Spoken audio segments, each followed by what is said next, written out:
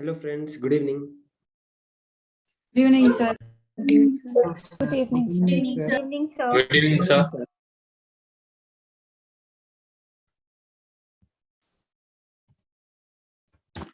Yeah, very good evening. Can we start? Yes, sir. Yes, sir. Yes. Okay. How are we preparing? Did we get a chance to complete everything what we were discussing in the previous accounts revision session? Yes, sir. Yes, excellent. If it is yes, excellent. If it is no, also nothing to worry. Even if you have completed 60 to 70% of what we have discussed, more than enough. Okay. So with that, we'll start with today's session. We are left with two more chapters in my discussion before Shetty sir starts his class. So we were left with departmental accounts and branch accounts, right? So we'll start with departmental accounting. Departmental accounting, basically what we do is we would divide the entire business or the entire company into different departments. We divide it into different departments. Why? One is to understand the performance of each department, and also to certain cases to calculate the manager's salary. Depending upon the performance of that particular department, we would fix the salary of the manager. So for that purpose also we prepare departmental accounts. So the main point here is we need to divide the profit and loss of the entity into department A, department B, department C, so on. In such cases, if it is purely identifiable with regard to particular department, we would allocate it to it. If it is pure department A sales, pure department A expenses, we would easily allocate such particular expenses or income to departments. However, if it is common expenses, what we have to do, we need to apportion them. Right, we need to apportion them, similar to pre-incorporation, post-incorporation in the previous session we did. So similar to that, on some equitable basis, if it is rent based on floor spaces, so that is how we need to apportion the incomes and expenses among the departments. That is what is there in departmental accounts. One specific point, the special point in departmental accounts is interdepartmental transfer. So department A produces a particular product which becomes the input of department B. So at that point in time, at what rate department A transfers the goods to department B determines our accounting treatment. So they can transfer it at cost, they can transfer it at selling price, or they can transfer it at a negotiated price, that which could be higher than cost, lesser than selling price, cost plus some agreed upon profit. Right? So at each individual cases, we need to look into the accounting treatment. Why? If it is as cost, we need not bother about. But if it is at selling price or negotiated price, and such stock which is transferred from A to B, if it is lying in department B, then the stock which is valued by department B includes an unrealized profit of the entity as a whole. Why? Because department A had transferred it to department B at a small amount of profit. So that profit is not yet realized by by the entity, because the product is not yet sold. Department B still has that particular stock, right? Therefore, the profit is not yet realized. So it's unrealized profit. We need to reverse it. So in case of departmental accounts, how do we reverse this unrealized profit? By creating stock reserve. By creating stock reserve, we would reverse the effect of unrealized profit. Now, departmental accounts are prepared, as I said, to ascertain the efficiency or inefficiency of a department and to fix departmental managerial remuneration. If stock reserve on opening stock is not separately given, then stock reserve will be calculated on the movement of stock, that is closing minus opening. So in certain, generally, they would give us opening stock reserve, right? If they give us opening stock reserve, then we need to calculate closing stock reserve. So closing stock reserve would be stock reserve on the closing stock minus the stock reserve which we already have. The balance is the additional stock reserve that we have to create. Correct? Additional stock reserve that we have to create when we have the opening stock reserve given already. That means they had already created a stock reserve in the earlier years. But if they have not given us anything related to stock reserve, opening balances, then we need to create the entire stock reserve in this current year itself. So at that point in time, stock reserve would be created on the entire closing stock. It will be created on the entire closing stock, basically, which contains the profit element. Now, as we said, Department A, the first department, it will not take any product or stock from internal departments. It would make purchases from outsiders, right? This amount, this purchases that it has made, it will convert it into finished products and then transfer. So Department A's closing stock will entirely be outside purchases. Therefore, there will not be any unrealized profit in the Department A's opening stock. Sorry, closing stock. I'll repeat. Now, Department A, which is the first department. Okay, the first department, where does it get the input? It has to purchase from outsiders. So when it will purchase from outsiders, will there be any unrealized profit to the entity? No, everything will be the cost to the entity. Since everything is the cost to the entity, whatever they have purchased, it will the closing stock, whatever they have, that would be nothing but the purchases that they have made from the outsiders. Therefore, there will not be any unrealized profit. Hence, no stock reserve to be created for the first department. Stock reserve comes into picture only when that particular department has purchased goods, has purchased materials from any other department of the same entity at a price which is over the cost, which is above the cost. Correct? So when we will have to create stock reserve will have to be created on the closing stock of a department of goods purchased from other departments, of same entity. Other departments of same entity at what price? At a price, yes, over and above the cost. At a price over and above the cost. This is the simple concept of creation of stock reserve. Simple concept of creation of stock reserve. So if 1 lakh rupees is transferred at 1,20,000 rupees, 20% profit to Department B, and at the end of the year, Department B has total closing stock of 12,000. What would be the stock reserve that we have to create?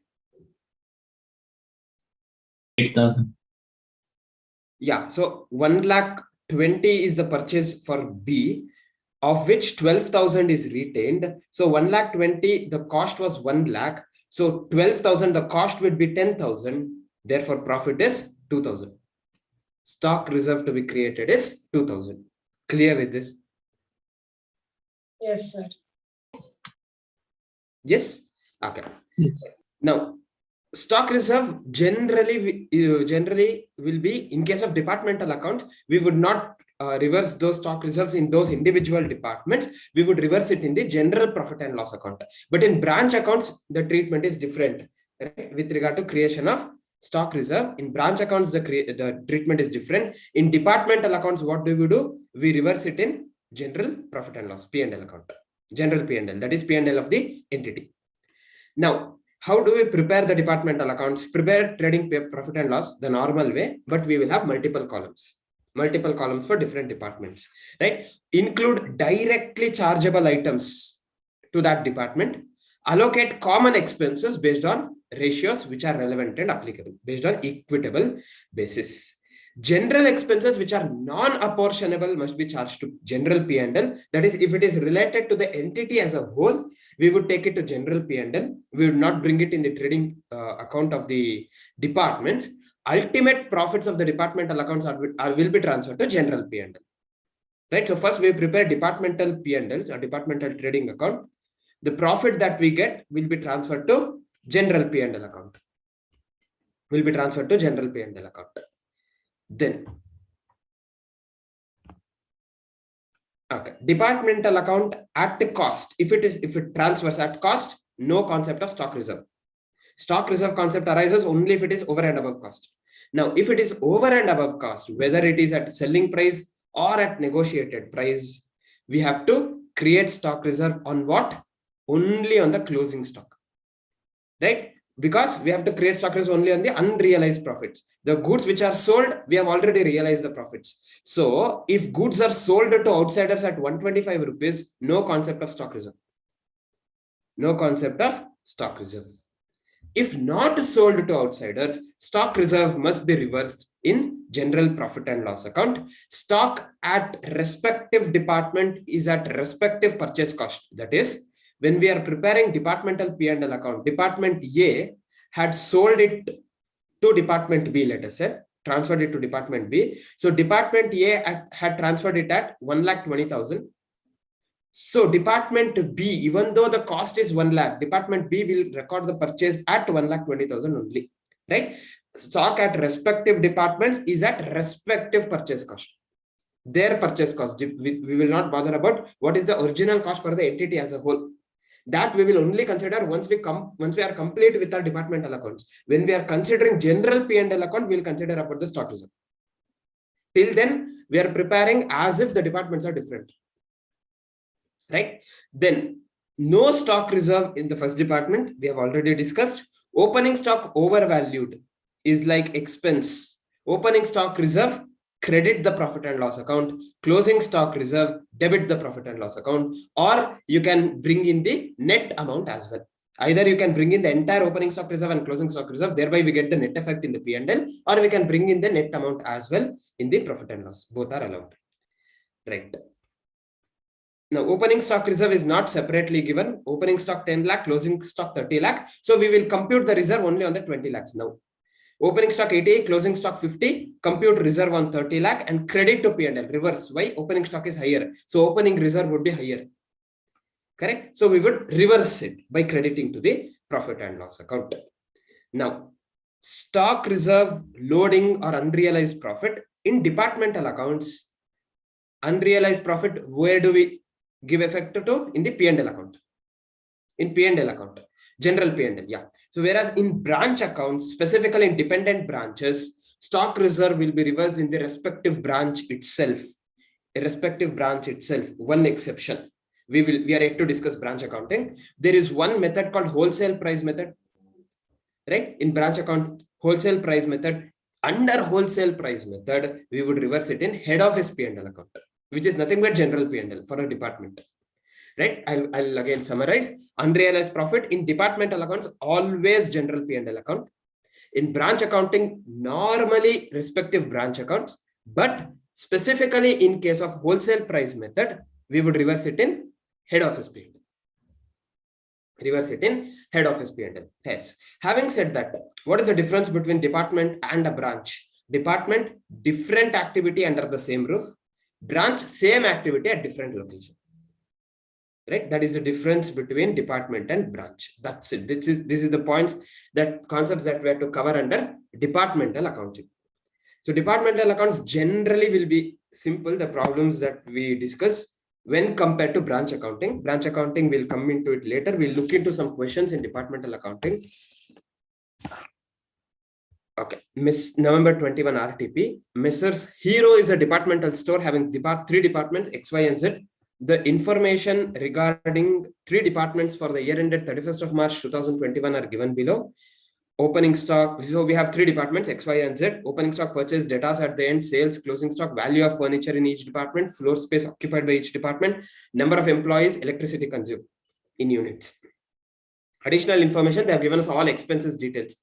Carriage inward, carriage outward, salary, advertisement, discount allowed, received, rent rates and taxes, depreciation on furniture, electricity, and labor welfare. What are we supposed to do? We are supposed to prepare departmental trading P&L account for the year ended 31st March 2021 after providing provision for bad debt at 5%. So we would start with sales. They have given us sales specifically to each department. Yes. So trading P&L account, sales 90, 67, 45 and total.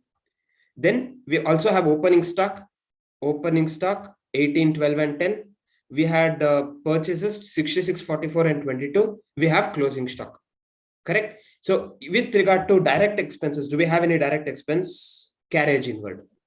Yeah, carriage inward. Now carriage inward, how will I apportion it among the departments? I have total. Purchases. Purchases. Yes, carriage inwards is related to purchase. So we go with purchase ratio. Purchases 3:2:1, 66, 42 and 44 and 22. Then that's it with regard to direct expense. We get the gross profit, then bring it down to the P&L. Then we will look into the indirect expenses, carriage outward based on Sales. Sales. Salary. Number of employees. Number of employees. Very good. Number of employees. Advertisement. Sales. Yes, related to sales. Very good. Discount allowed. Sales. Related to sales. Yes. Discount received. Purchase. Purchase. Rent, rates and taxes. Floor space. Floor space. Space. Yes. Depreciation on furniture. Value of Value. furniture. Value of furniture. Electricity. Electricity consumed. Consumed. Very good. Labor welfare expenses. Employees. Number of Employees. employees. That's it. So we can bring in all the expenses and income, one specific expenditure, provision for bad debts. Right? Provision for bad debts, we know the debtor balances at the end. So into 5%, we get the provision for bad debts. With that, we get the net profit. Simple. Right? This is how, okay, basically we have also given on what basis we have apportioned the expenditure. That's it. That was one. Next one, yes, Jan 2021. This is with regard to unrealized profit. In the previous problem, we didn't discuss unrealized profit. That's a plain departmental account problem. Right here, XYZ garage consists of 3 departments: spares, service, and repairs. Each department being managed by departmental manager, whose commission was respectively 5%, 10%, and 10% of the respective departmental profit, subject to minimum of rupees 5,000 in each case. Interdepartmental transfer takes place at a loaded price as follows: from spares to service 5% above cost, from spares to repairs 10% above cost, from repairs to service, this is not spares to service, again it is repeated, from repairs to service it is 10% above cost. In respect of the year ended March 31st, 2019, firm had already prepared and closed the departmental trading and profit and loss account. Subsequently, it was discovered that the closing stock of the department had included interdepartmental transferred goods at loaded price instead of correct cost price. So stock was valued at loaded price. So unrealized profit was also included. So they did not exclude the unrealized profit. From the following information, you are required to prepare a statement recomputing the departmental profit or loss. Okay. Now we have been given profit after charging commission, but this is not the correct profit, right? After charging managerial commission. So what we have to do, we have to add back managerial commission so that we get the profit before managerial commission. Why? Because commission should be charged after all expenses are considered, after finding out the net profit. So for 38,000, this is a loss. So if it is 38,000 loss, what is the commission that I have to pay? No commission. 5,000. Minimum of 5,000. So irrespective of the profit, minimum commission is 5,000. So I have to add back 5,000. If I add back 5,000, what is the revised profit? 33,000 loss. 33,000 loss. So 50,400 divided by 90% into 10%, I'll get the commission amount, because 10% commission each, right? So if I do that, what is the commission that I get? 5,600. So I'll add 5,600, and here 72,000 divided by 90% into 10%, I'll get 8,000. So profit before commission would be 56 and 80. 56,000 and 80,000. Now what we are supposed to do? Now what are we supposed to do? We are supposed to remove the unrealized profit. How do we remove the unrealized profit? First case. Now spares department, will it receive from any of the party? No.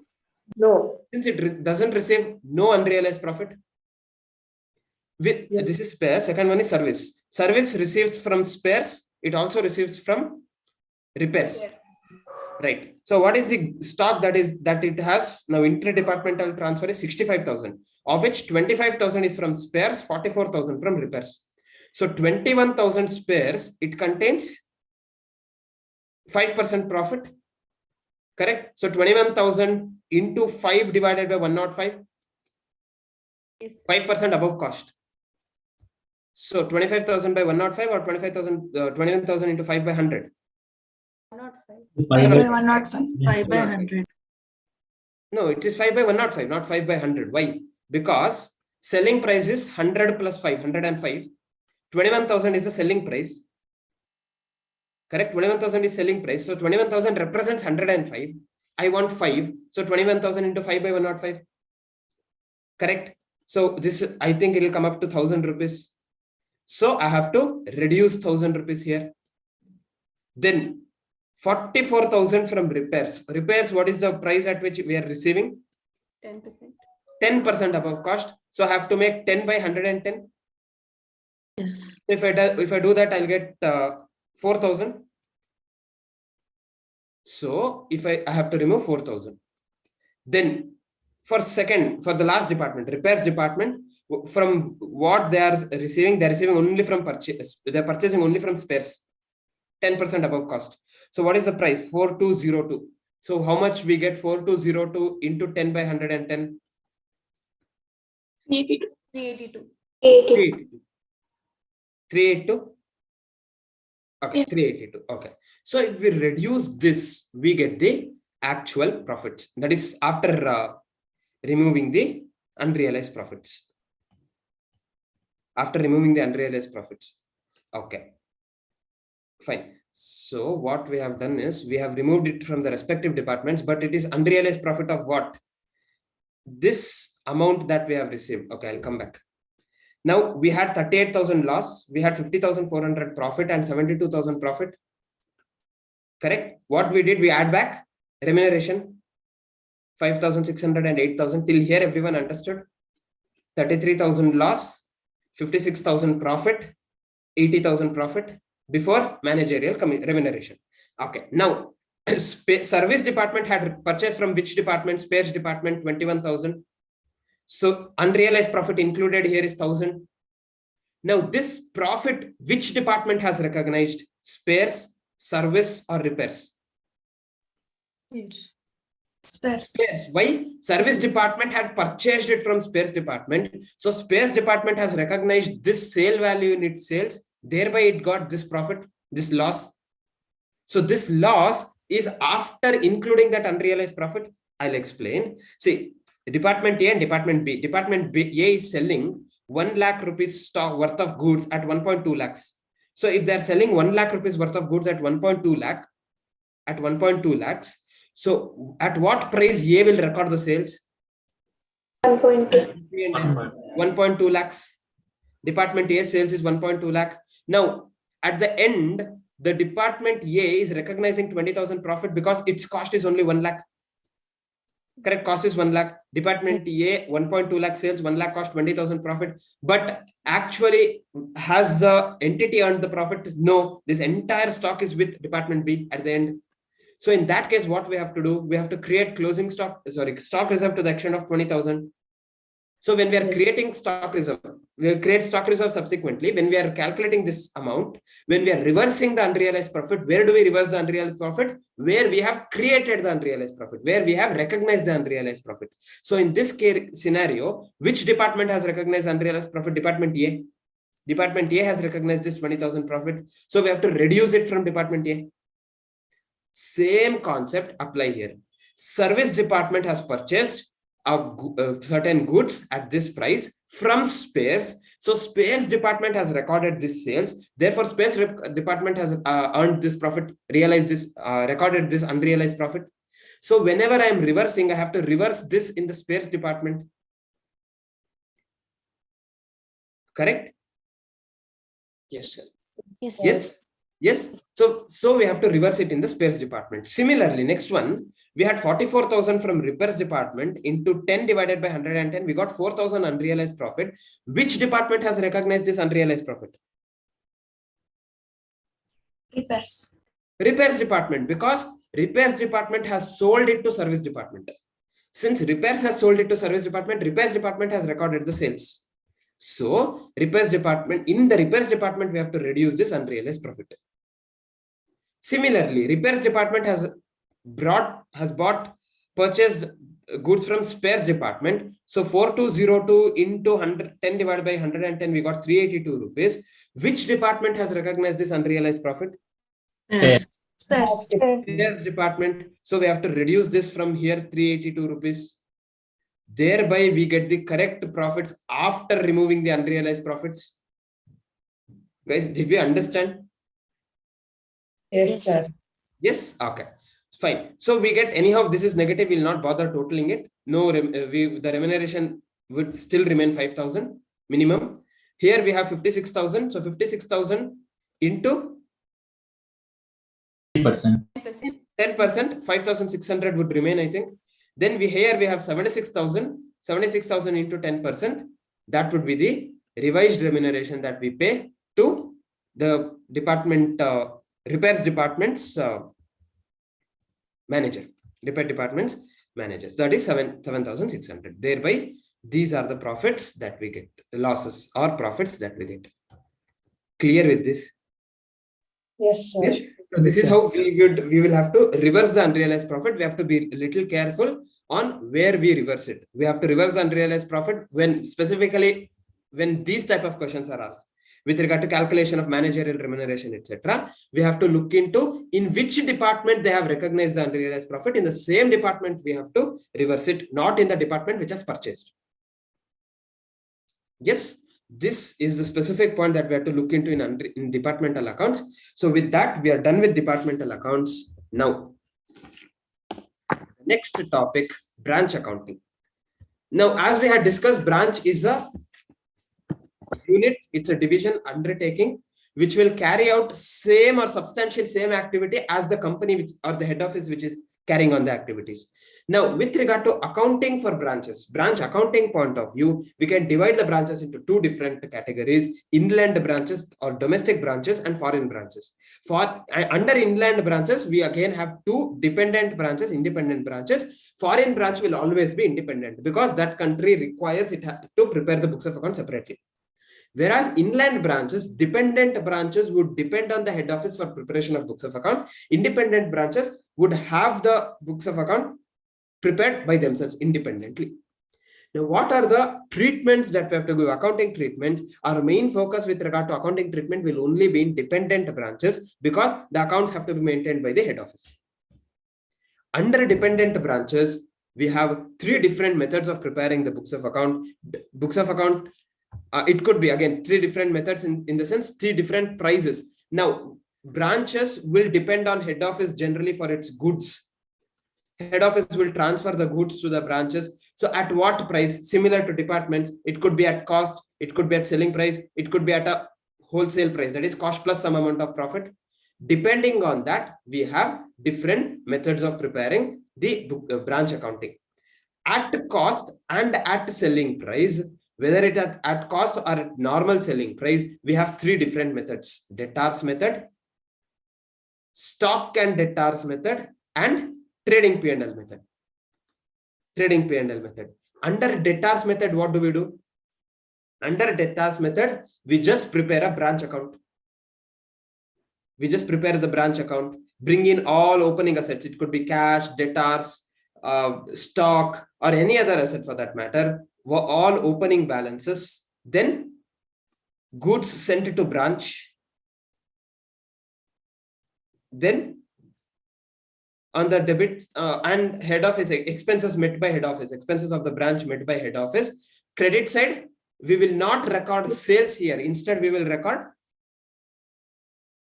Goods. amount remitted by branch. Amount remitted by branch to head office. Then yes, goods sent by branch, that is returned, goods returned by branch. Then we will have closing balances of all the assets. Closing balances of all the assets. With this, we get the branch profit or loss as the case may be. So simple in branch account, in debtors method, we prepare only branch account. So why we call it debtors method? Because here we are treating that branch as if it is a debtor. We are just recording amount received, goods sent, opening balance, closing balance, and also expenses borne by the head office on behalf of the branch.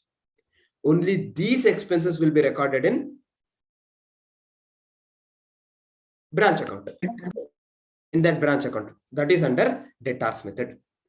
Next one, stock and debtors method, a little extension. Here, we will not prepare only one account, we prepare different ledger accounts. We prepare stock account, we prepare debtors account, then we prepare cash account, then we prepare profit and loss account.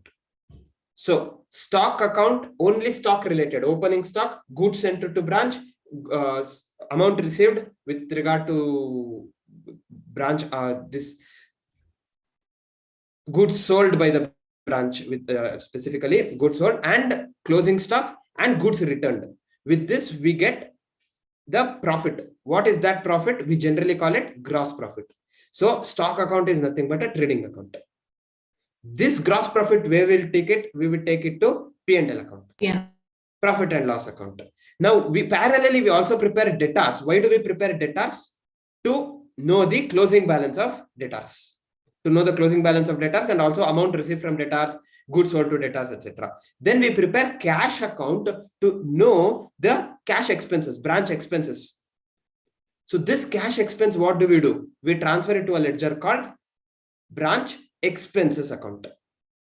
Branch expenses account will bring in all the expenses. What do we do with those expenses? Transfer it to profit and loss account. So basically, profit and loss account is a summary of the profit that we have in the stock account, expenses that we have in the branch expenses account. This gives us net profit. So whatever we were doing in one single branch account in debtors method, we are splitting it into different ledgers under stock and debtors method. What are the ledger accounts that we prepare? Stock account, which is nothing but a trading account. Then debtors account to know the closing balances, cash account to get the expenses basically. Then that expenses would be transferred to branch expenses account.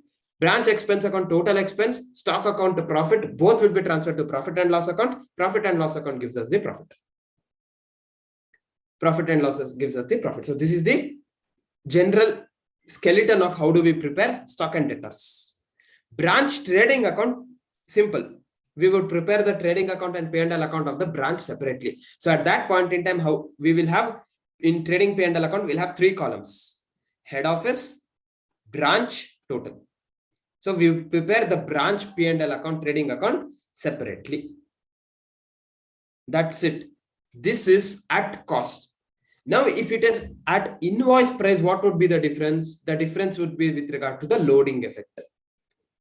Right? The difference would be with regard to loading effect. In branch account, that is in debtors method, we would reverse that loading in the branch account itself. Whenever in opening stock is valued at a higher amount, cost plus profit, profit would be reversed here itself. Similarly, closing stock, goods received, etc., goods sent, etc.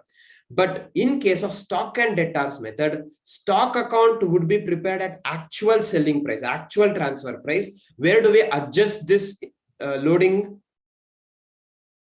In branch adjustment. Very good. We prepare a separate ledger called branch adjustment account. So the profit that we get, the balancing figure in the stock account is not the actual gross profit. Whatever balancing figure we get in the stock account, transfer it to branch adjustment account. In branch adjustment account, remove all the loading effect.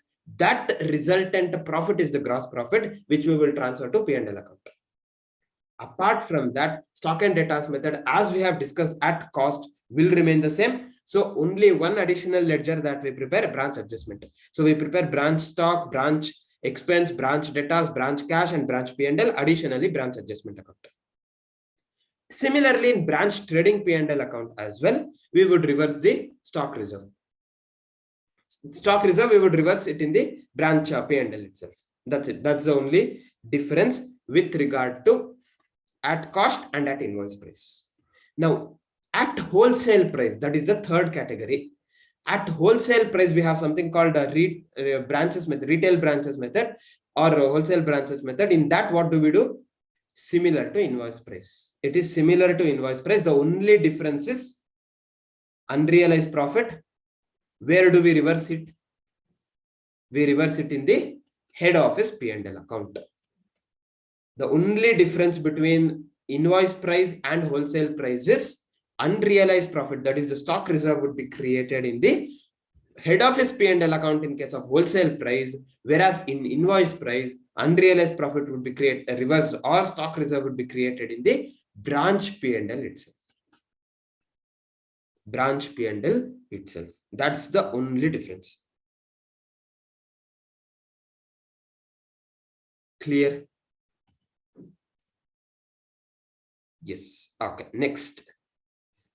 Dependent branches means accounts of the branches have been maintained by head office.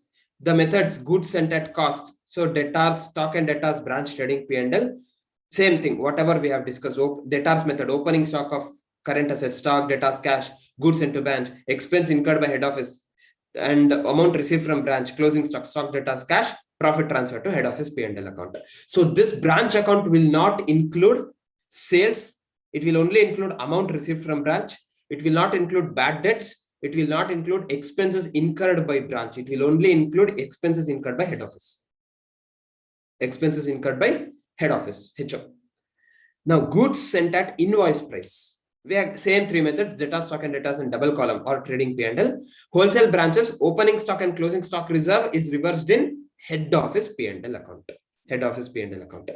Independent branches, books are prepared at the branch itself. So what they will do, they will send the trial balance to the head office for incorporating in its P&L. Right. So with regard to trial balance also, we had discussed two different scenarios. Later, what they will do, consolidating or including the branch accounting information in the head office books. Now, in cases where branch prepares their own books of account, what happens to the expenses of one branch met by the other branch? It would be routed through head office. Branches cannot create another branch ledger account. It will only create head office ledger account. All transactions with other branches would be routed through head office. Correct? It would be routed through head office. Then maintenance of branch fixed asset. In certain cases, branch fixed assets would be maintained by head office. If it is maintained by branch itself, nothing to worry. Branch will record the fixed assets. Branch will record the depreciation. But if the branch fixed assets are maintained by head office, that is books in the books of account, in head office books, if the fixed assets are brought in such cases, head office will reduce the fixed asset value to the extent of depreciation, but depreciation will not be recorded in head office P&L. It will be recorded in branch P&L. So we have to pass branch account debit in head office books, branch account debit to fixed asset account, not depreciation account debit to fixed asset account. In branch books, what do? We have to recognize the depreciation. So depreciation account debit to head office account. Right? That is in case of fixed assets. Then reconciliation statement. See, generally, head office maintains branch account, branch maintains head office account. Both should match because they will record the transactions between each other. So they have to match. But in certain circumstances, they might not match. If they do not match, that case, we have to prepare this reconciliation statement and ensure that they match. If they do not match, at the time of consolidation, head office and branch, they should get knocked off. So if they're not knocking off, our consolidation will not happen. Therefore, we have to ensure that it matches. How do we ensure it? By preparing the reconciliation statement. What could be the reasons? The reasons could be different. Goods in transit. So goods has been sent by head office to branch, but branch has not yet received. So when goods has been sent by head office to branch, head office would have recorded that goods sent to branch. But since head office has not received branch has not received it yet, branch books, no entry, because of which there will be difference. Correct? Then cash in transit. So branch has made the payment to the head office, but head office has not yet received it. Branch has recorded the payment entry, head office account debit to bank account. So head office account is debited, but head office has not credited the branch account because it has not received, because of which there will be differences. Then loss in transit. Head office has accounted 1,000 quantity, 1 lakh rupees cost of goods. But while branch is receiving it, branch has received only 95,000, 5,000 lost in transit. So there will be difference because of that. Right? These are the different reasons why there could be differences. Okay, this is with regard to domestic independent branches. Then we have foreign branch. With regard to foreign branch, our main focus will be on translation. So for that, what we have to do, we have to refer accounting standard 11. Yes, 11. We have to refer AS 11. AS 11 divides the foreign branches into two, or rather it divides foreign operations into two: integral foreign operation, non-integral. Integral foreign operation is an extension of the head office. Non-integral foreign operation is operations which are not at all integral with the head office. So two different accounting treatments depending on whether they are integral or non-integral. In integral foreign operations, exchange difference would be transferred to profit and loss account, whereas in case of non-integral, exchange difference will be transferred to foreign currency translation. Very good. FCTR, foreign currency translation reserve. So integral P&L account, because it is part of my entity. So whatever happens, it's my expenditure. So P&L account. Whereas if it is non-integral, it's not, it's carrying on a business which is not related to the head office. So it is completely a different entity altogether. Therefore, I will transfer it to FCTR, not to my P&L. Okay, P&L and FCTR depending on their integral or non-integral. Effects of changes in foreign exchange rates, we have to refer AS11. So this is a brief that I have considered. So how do we transfer? How do we translate in case of integral foreign operation, monetary items, non-monetary items, and with regard to P&L generally we translate it at average rate under both. Balance sheet items, we have to divide it into monetary and non-monetary. Monetary item at closing rate, non-monetary item at historical cost. Correct? That is under integral. Under non-integral, we are not bothered about whether it is under balance sheet item, whether it is monetary or non-monetary. We are taking it at closing rates and P&L at average rate. Right? That is what is there in AS11. That is what is there in AS11. Now, branch double column, prepare branch trading account with 2 columns.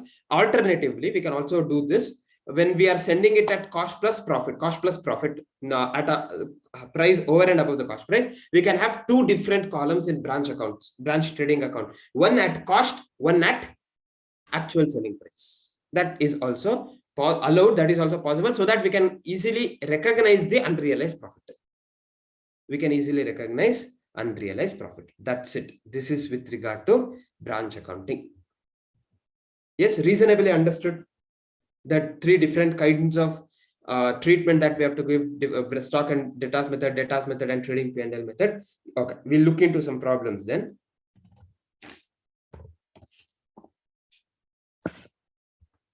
Yes, Lal and Co. of Jaipur has a branch in Patna to which goods are sent at 20% above cost. Branch makes both cash and credit sales. Branch expenses are paid directly from head office, and branch has to remit all cash received into the bank account of head office. Branch doesn't maintain any books of account but sends monthly returns to head office. Following further details are given for the year ended 31st March 2020. So we have goods received from head office at invoice price, goods returned to head office at invoice price, cash sales, credit sales, stock at branch as on 1/4/2019. This is opening stock at invoice price. Sundry debtors at Patna branch at 1/4/2019. This is again opening debtors. Cash received from debtors, discount allowed to debtors, goods returned by customers at Patna branch, bad debts written off, amount recovered from bad debts previously written off as bad, rent rates and taxes at branch, salary and wages at branch, office expenses at branch, stock at branch as on 31st of March 2020 at cost price.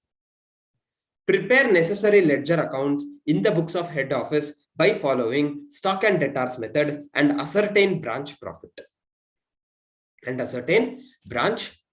So under stock and debtors method, first we have to prepare stock account. So we'll prepare branch stock account.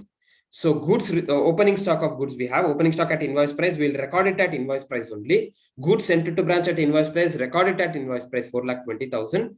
Then goods returned to head office at invoice price 30,000, record it at invoice price 30,000. Goods returned. Then we have sales. Sales 92,500 and 3,12,500. 92,500 and 3,12,500. We also have sales returns, goods returned by customer 7,000. So net sales 3,12,500 plus 92,500 minus 7,000, 3,98,000. That is a net sales. Then we have closing stock. Have they given us the closing stock? Yes, they have given us the closing stock 62,500. Can we record 62,500? The answer is no. Why? Because it is at cost. So we have to convert it into invoice price. 62,500 into 120%. We get 75,000. Right? So we get 75,000. Thereby we get the amount 47,000, which is the balancing figure. Where do we transfer it to? Yeah, we can transfer it to P&L account, or alternatively we can transfer it to adjustment account also. That is also allowed. We can transfer it to adjustment account as well. Now, before coming into adjustment, we'll look into debtors and expense. With regard to debtors, I have opening balance. 48,000. I have the credit sale details. I have the returns details. So I'll record it. Opening balance 48, sales 3,20,000, 3,12,500, returns 7,000. Then cash received from debtors 2,19,000, cash account debit to debtors account. So credit side, cash 2,19,000. Then we also have bad debts 2,750. Bad debts is also against debtors only. So bad debts 2,750. We get the closing debtors. We get the closing balance of debtors. Similarly, branch expenses account. Under branch expense, we have all these expenses, right? From rent, rates and taxes, salaries and wages, office expenses, bad debts, correct? Bad debts and discount. Yes, we also missed discount. Yes, discount allowed to debtors. So these are total expense. What do we do with these total expenses? Transfer it to P&L. Transfer it to P&L. Before starting with the P&L, come to adjustment account. Under adjustment account, we have 36,000 opening stock related loading. So 36,000 into 20 divided by 120, 6,000. Correct? So by balance brought down 6,000. Then 4,20,000 into 20 divided by 120, we get 70,000. Then sales, no, goods sent to branch 30,000. Again, this is at invoice price. 30,000 into 20 by 120, we get 5,000. Then on closing stock, 75,000 into 20 by 120, we get 12,500, which will be the closing balance of this adjustment account. Thereby, resultant amount we will transfer to P&L. Alternatively, you can bring this 47,000 to this branch adjustment account and then transfer the net amount to P&L. Both are correct. Either you can transfer this directly to P&L or you can transfer stock account balance to adjustment account and then transfer to P&L. Clear with this? Yes. Now under P&L, we have amount from stock account, amount from stock adjustment account, amount from branch expenses account. Then we have one more item, bad debt recovery. Recovery of bad debts, 500 rupees. It's an income. So recovery of the bad debts, 500 rupees. That's it. We get the profit, which we will transfer to general profit and loss account, which we will transfer to general P&L account. Clear with this? Anyone has any doubts in any of this adjustment that we did? An exhaustive problem: stock, debtors, expense, stock adjustment, and branch P&L. Clear? So this will be asked for only 10 marks. This could be even, it could be even for asked for with a little more additional adjustments, even for 16 marks can be. Yes. Yes. Next. The next question with regard to foreign branch. Okay, prepare the following particulars related to, not this one. Yeah, this one only. Okay, not related to foreign branch. Related to Pune branch, this is branch account, debtors method. We have given us these details. So we have to prepare in branch account what we'll bring in first. Opening balances of branch. Yes, branch the assets. So we have opening balance of stock, opening balance of debtors. This is closing balance. Then opening balance of cash, opening balance of furniture, opening balance of prepaid expense. These are all assets of the entity. So bring those assets. Also, we have a liability of the branch. This we had not at all discussed, correct? Even if there is a liability, we have to bring in. So opening balance of salary outstanding also have to be brought in. Then goods sent to branch. Will it be part of branch account? Yes. Yes, goods sent to branch will be part of branch account. Cash sales, credit sales? No. No, only amount Remitted by. very good. Amount remitted. So cash received from debtors, cash paid by the branch directly to head office, then discount allowed to debtors, cash sent to branch for expenses, rent, salary expense. Will this be part of branch P&L? Yes. Yes, because these are expenses incurred by head office. So branch account. So bank account, all those expenses incurred by head office. Then goods returned by branch will be part of goods returned by branch. Then goods returned by debtors, no, since sales is not recorded, returned by debtors also will not be recorded. We have closing stock of debtors, closing balance of debtors, closing stock balance, we have here, they have given us petty cash spent by branch. So they have given us the opening balance of cash. They have given us what is spent during the year. So with this, can we calculate the closing balance? The answer is yes. We can calculate the closing balance. Before calculating that closing balance, I have to recognize I have to record the amount remitted by branch to head office. So here they have given us directly paid by head office is 2,000. Then cash received from debtors 35,000, cash sales of 1,30,000. So these are the amounts received by head office. Amounts received by head office from branch. Branch has remitted it to head office. Cash sales, cash received from debtors, and direct payment by branch debtors to head office. So whatever cash head office branch has received, it will remit it to head office. Correct. So we have to consider this, which is received by branch, which is being remitted, and also an amount directly paid by branch debtors to head office. Apart from that, there is one more item received by head office, one more amount. This insurance company, insurance compensation. A sum of 1,000 rupees was received from insurance company. So that amount will also be remitted to head office. So these are the remittances to head office. With that, we are only left with closing balance, of which we have got stock, we got debtors. We only have to look into petty cash and furniture. Furniture, we know the balance of furniture 2,000. What they are asking is to record it at an amount which is after depreciation of 10%. So 2,000 minus 10% is 200 rupees. 1,800 rupees is the value at which I will record.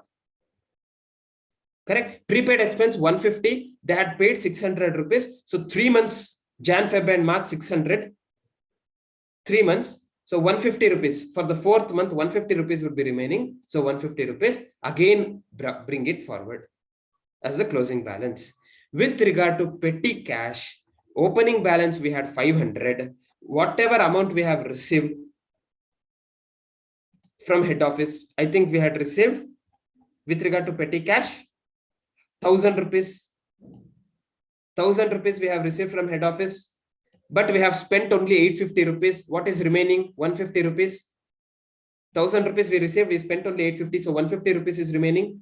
Out of that, add it to the opening balance. Opening balance is 500. 500 plus 150, 650 is the closing balance. Bring that 650 here. That's it. We get the net profit. This is how we have to prepare branch. Again, this includes many adjustments, a comprehensive problem. All branch accounts problem need not be of this particular standard. It's a standard problem which contains all adjustments. Yes. So this is branch account and stock and debtors. I don't think we need to discuss trading P&L because it is normal, similar trading, how we prepare trading P&L. So it's already time. It's almost time, and we have basically discussed the concepts in detail with regard to branch accounts and departmental accounts. Yes. With that, we are done with my portions of first group, right? So just prepare. See, don't worry about whatever is happening, whatever the time is left, whatever days, number of days left, how much we have prepared, how much we have completed. Nothing to worry about that. What we have to have is a calm head. We should not get tensed, right? So if we have calm head, if we with that calmness, if we prepare for the next days, few days that we have at 12 hours per day, which sir has given as per the timetable, if we put in 12 hours with the calm head, we will put in 12 effective hours, definitely we can complete. But if we have that tension, even if we sit for 12 hours for our preparation, effective hours that we get is only 6, right? If we can finish 8 chapters on a day, we will only finish 4 chapters. That's not good. So we are the people who are losing. So instead of worrying about what needs to be completed, we'll just sit and read those topics so that we'll complete it, right? At least it's 80% completion is better than 50%, right? So just focus on reading. Don't worry about how much you are completing, how much you are remembering. That will happen definitely. Clear? Yes. Okay, yes. Fine. So we'll again meet after 15 days. Till then, keep on reading, keep on studying. Thank you, guys. There's a 5 minutes. Thank you, sir. Yes, sir. Thank you, sir. Thank you, sir. 7:37 start. Thank Okay. you, sir. Yeah, Thank you, sir. thank you. Thank you, sir. Thank you, sir.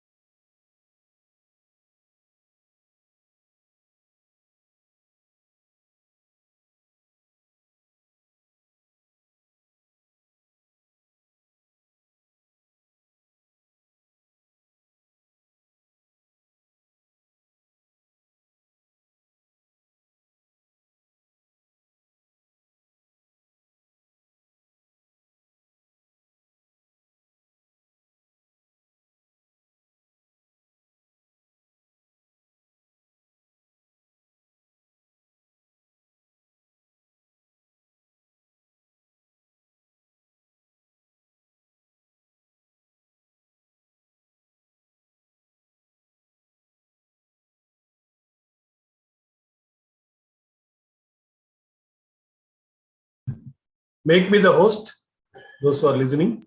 Yes, sir. Yes, sir.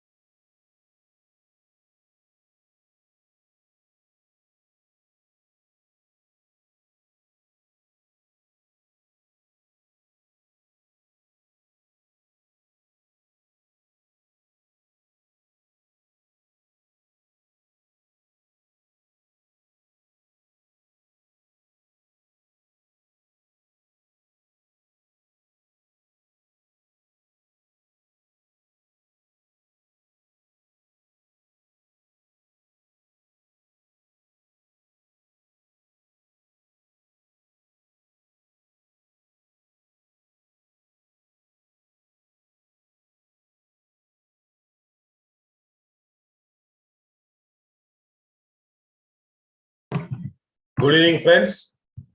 Good evening. Good Good evening, sir. How are you all? Fine, sir. How are you, sir? I'm on the top of the world. How is life? Super, sir. Super. Okay. So, shall we resume? Yes, sir. Yes, sir. So, last session, rather, first revision class, we discussed company accounts. Reasonably, we have become the master, let us presume. And we are left with 2-3 special topics. We'll discuss that. Ready, all of you? Yes. Yes, sir. Yes, sir. Hire purchase accounting. Accounting for hire purchase. Now, this is the only mismatch in Group 1 and Group 2 after the new scheme has been introduced. So earlier there were a lot of mismatch, Group 1, Group 2. Now, after new scheme, May 2018, they have reasonably brought that consistency, harmonious construction, etc. But AS 19, which talks about leases, is in Group 2 accounts, whereas hire purchase accounting is in Group 1. Nevertheless, I'll just give a brief idea of Group 2 IFRS, AS 19. Basic ideas we'll learn, and what the balance things about AS 19 in detail we'll go and learn when we go to Group 2 accounts.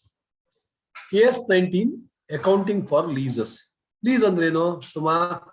So when you allow others to use your asset, for which they give either a lump sum consideration or a series of consideration, that is what is called lease. There are two kinds of leases: operating lease, finance lease. Shreya is planning to get married on 30th February. So she says, sir, put Shamiana in front of my house. So Shetty sir, Shamiana and Shreya's marriage. How many months, ma? Shamiana? T-shirt is very nice. Hello. 2 days. 2 months. Okay, right. So 2 days we put the Shamiana. That Shamiana, I am the owner. She takes the Shamiana for 1 or 2 days. Okay. And obviously I'll take the position and ownership will always be with me. If you seen this simple, easy example, she has just taken it on rent here. Shamiana, take it for 2 days rent, pay the rent, close khel khatam. So I am the lessor, she is the lessee. I am the owner, she is the lessee. So in my book, this is shown as an asset. I can only claim depreciation. I'm talking only accounts today, only accounts, no income tax connection. And she is a lessee, it is an expenditure debited to P&L account. That's the operating lease. Finance lease is, Lasya wants to own a car. Now, she says, I cannot pay entire 50 lakh rupees Mercedes-Benz car in one shot. I will pay in installment. So I have a Benz showroom, BMW, whatever showroom, okay?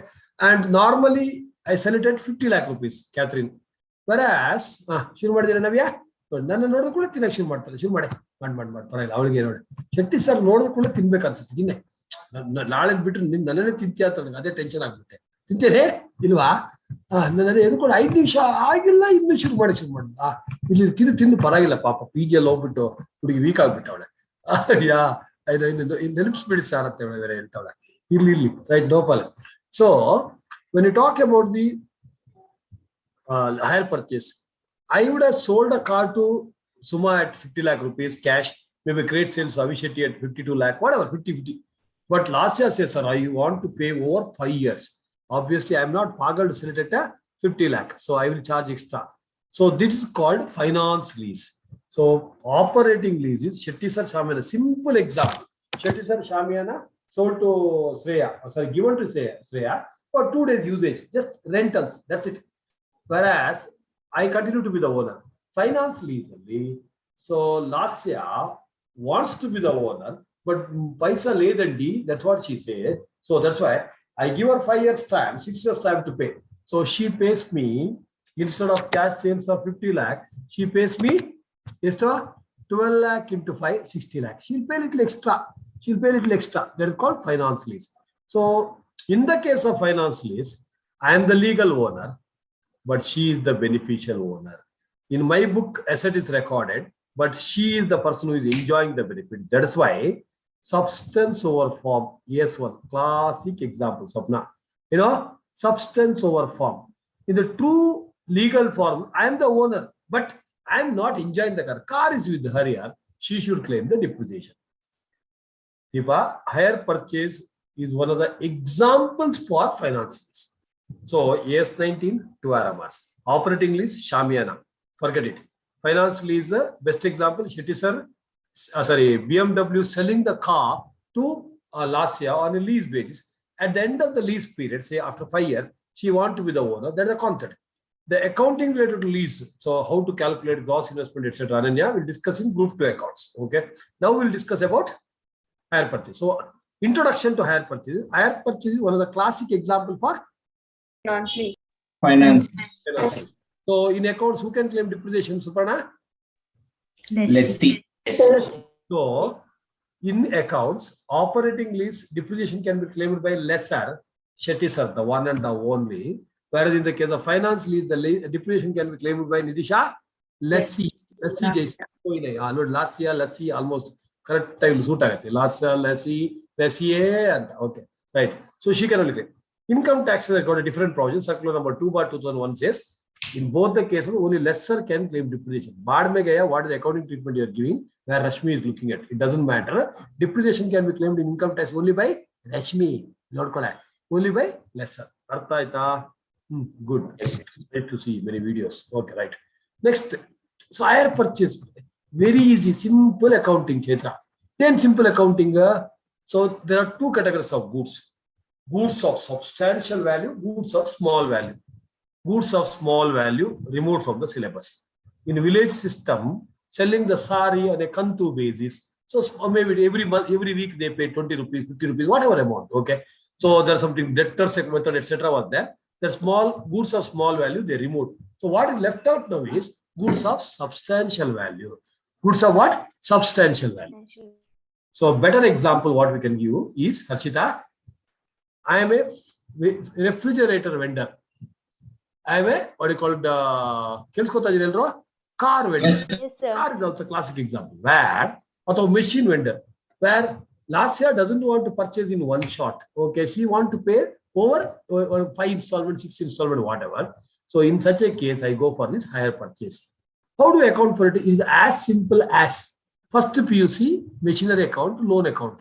Do you know how to open machinery account? Do you know how to open partners loan account? Only difference is their machinery would have been purchased from LBM, whereas here and loan would have been taken by Logan from Gubal. Here, Sivarsha, we will, so machinery will be taken from the person who is going to give the credit. I repeat, PUC level become level last year, PUC level become level. So you would have purchased the machinery from X, loan you would have taken from Canara Bank. Here, you take the machinery from hire vendor. He says, hey, why last year, why am I going anywhere? I will only give a credit pin. So there are 2 methods of accounting. Again, names are not required in my opinion, but nevertheless, cash price method and interest suspense method. So first, basic PU level, cash price method. Machinery's value is, today's worth is 50 lakh rupees. Recorded 50 lakh. Machinery account debit to hire vendor 50 lakh, 50 lakh. Immediately you pay down. What is it? Down payment. Down payment. That means at the time of signing 60, you have to pay some amount. That is called down payment. Register of marriage sign madavagalla illi hire purchase. So you have to pay what you call some amount. Say you have paid 10 lakh. So 50 minus 10, what left out? 40 lakh. So assuming the market rate of interest what we accepted, Arshita, is 10%. First year, your interest will be 40 lakh into 10%, 4 lakh. So at the end of the first year, assuming it's a 4 years lease, all of you are able to catch the figures? Yes, sir. Yeah. 10 lakh plus 4 lakh, 14 lakh will become the installment. Because 10 lakh principal you have to pay, 4 lakh. So second year, the balance left out is 30 lakh. 30 lakh is 10% is 3 lakh. 10 plus 3, 30 lakh. Third year, 20 lakh into 10%, like that. So asset account and hire vendor account, interest will be calculated on a time proportion, whether the income or expenditure, both same rule, on a reducing balance approach. Is it enough? Yes, sir. Next point is, sorry, sir, I want to know interest at the beginning only. That's why interest suspense method. For all the 4 years, in our example, first year 4 lakh, next year 3 lakh, next year 2 lakh, next year 1 lakh. Are you understanding? 4 plus 3 plus 2 plus 1. How much is the interest? Totally 10 lakh. So don't get confused. 50 lakh is the cash price. So plus interest of how much? 10 lakh. So the total amount is 60 lakh. Asset account debit 50 lakh only. Debit on extra dummy item called interest suspense account. Dummy item. Time pass, Catherine. You know, dummy alla. You know, dummy. I will know destined dummy agala navya. Alvene kintane avada adu dummy agala. Right? Yeah. So interest suspense account. Suma gottene avada interest suspense account. So asset account debit 50 lakh. Interest suspense account debit 10 lakh. To hire vendor account 60 lakh. Next, down payment same. Hire vendor account debit to bank account 10 lakh. What is the balance left out? 50 lakh. Then, but effectively you are supposed to pay only 40 lakh. So next year ka interest kitna tha? 4 lakh. Normal entry would have been interest expense account debit to hire vendor. Illi interest already calculated. First entry interest suspense pulime debit agide. Interest expense account debit to interest suspense account. Avishati first entry interest suspense debit agide. Interest suspense credit made. Same way you pass the entries.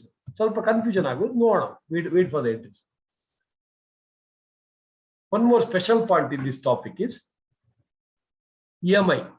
EMI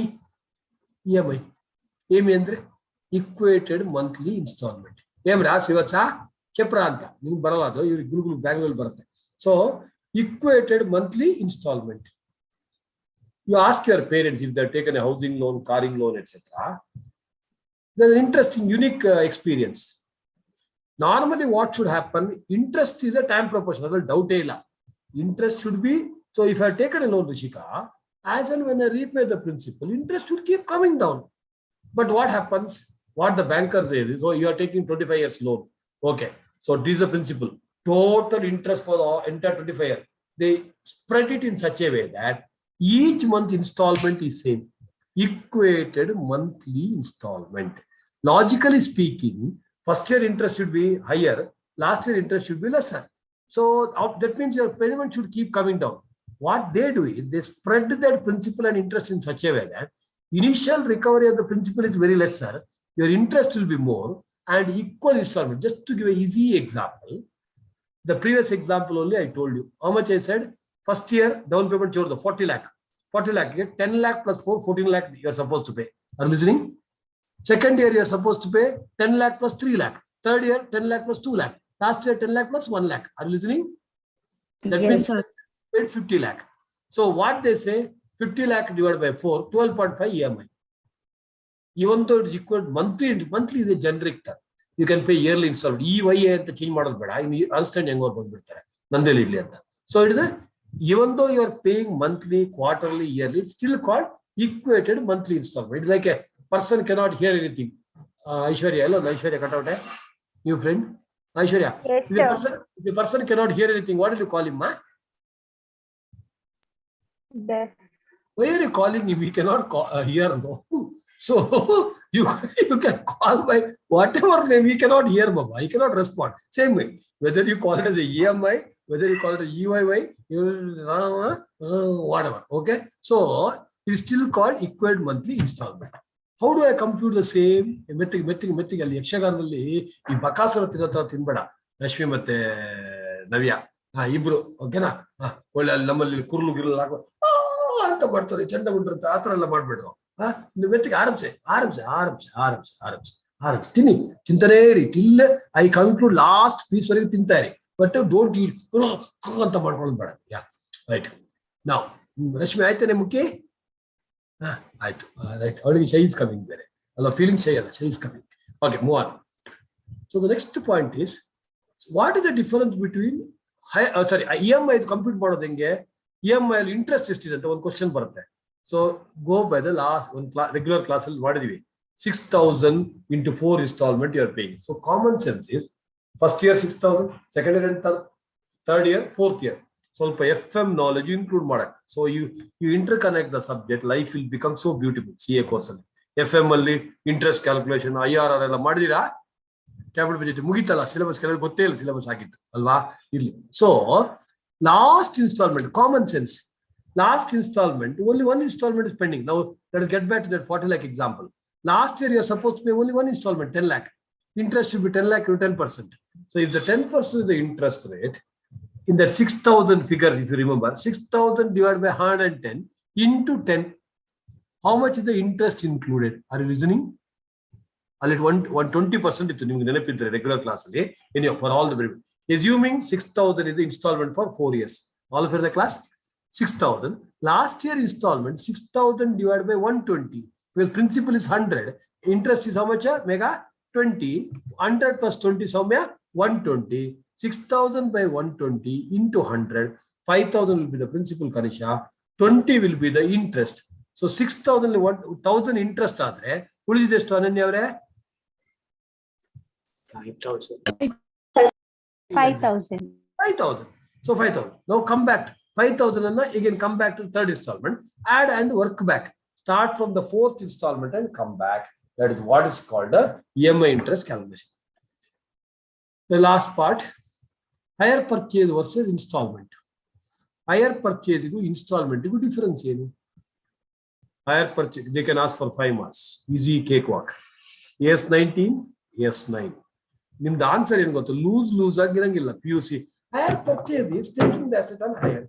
Installment is taking the asset on installment. Answer correct. Yavanu marks kodalla CN alli. You need to give the professional touch. Okay. ಏನು ಗೊತ್ತಿಲ್ಲ last ಒಂದು fill ಮಾಡಿ ಅದು ಮಾಡ್ತಿಲ್ಲ BCom ಅಲ್ಲಿ PUC ಅಲ್ಲೆಲ್ಲ it is complex first point. Fourth point it is not easy ಅಂತ. Okay. Next ಅದನ್ನ seventh point it is not a standard ಅಂತ. Seventh point ಆದ ಕೂಡ ನೆಕ್ಸ್ಟ್ ಏನು ನೆಕ್ಸ್ಟ್ ಪೇಜ್ ಅಲ್ಲಿ 11th point.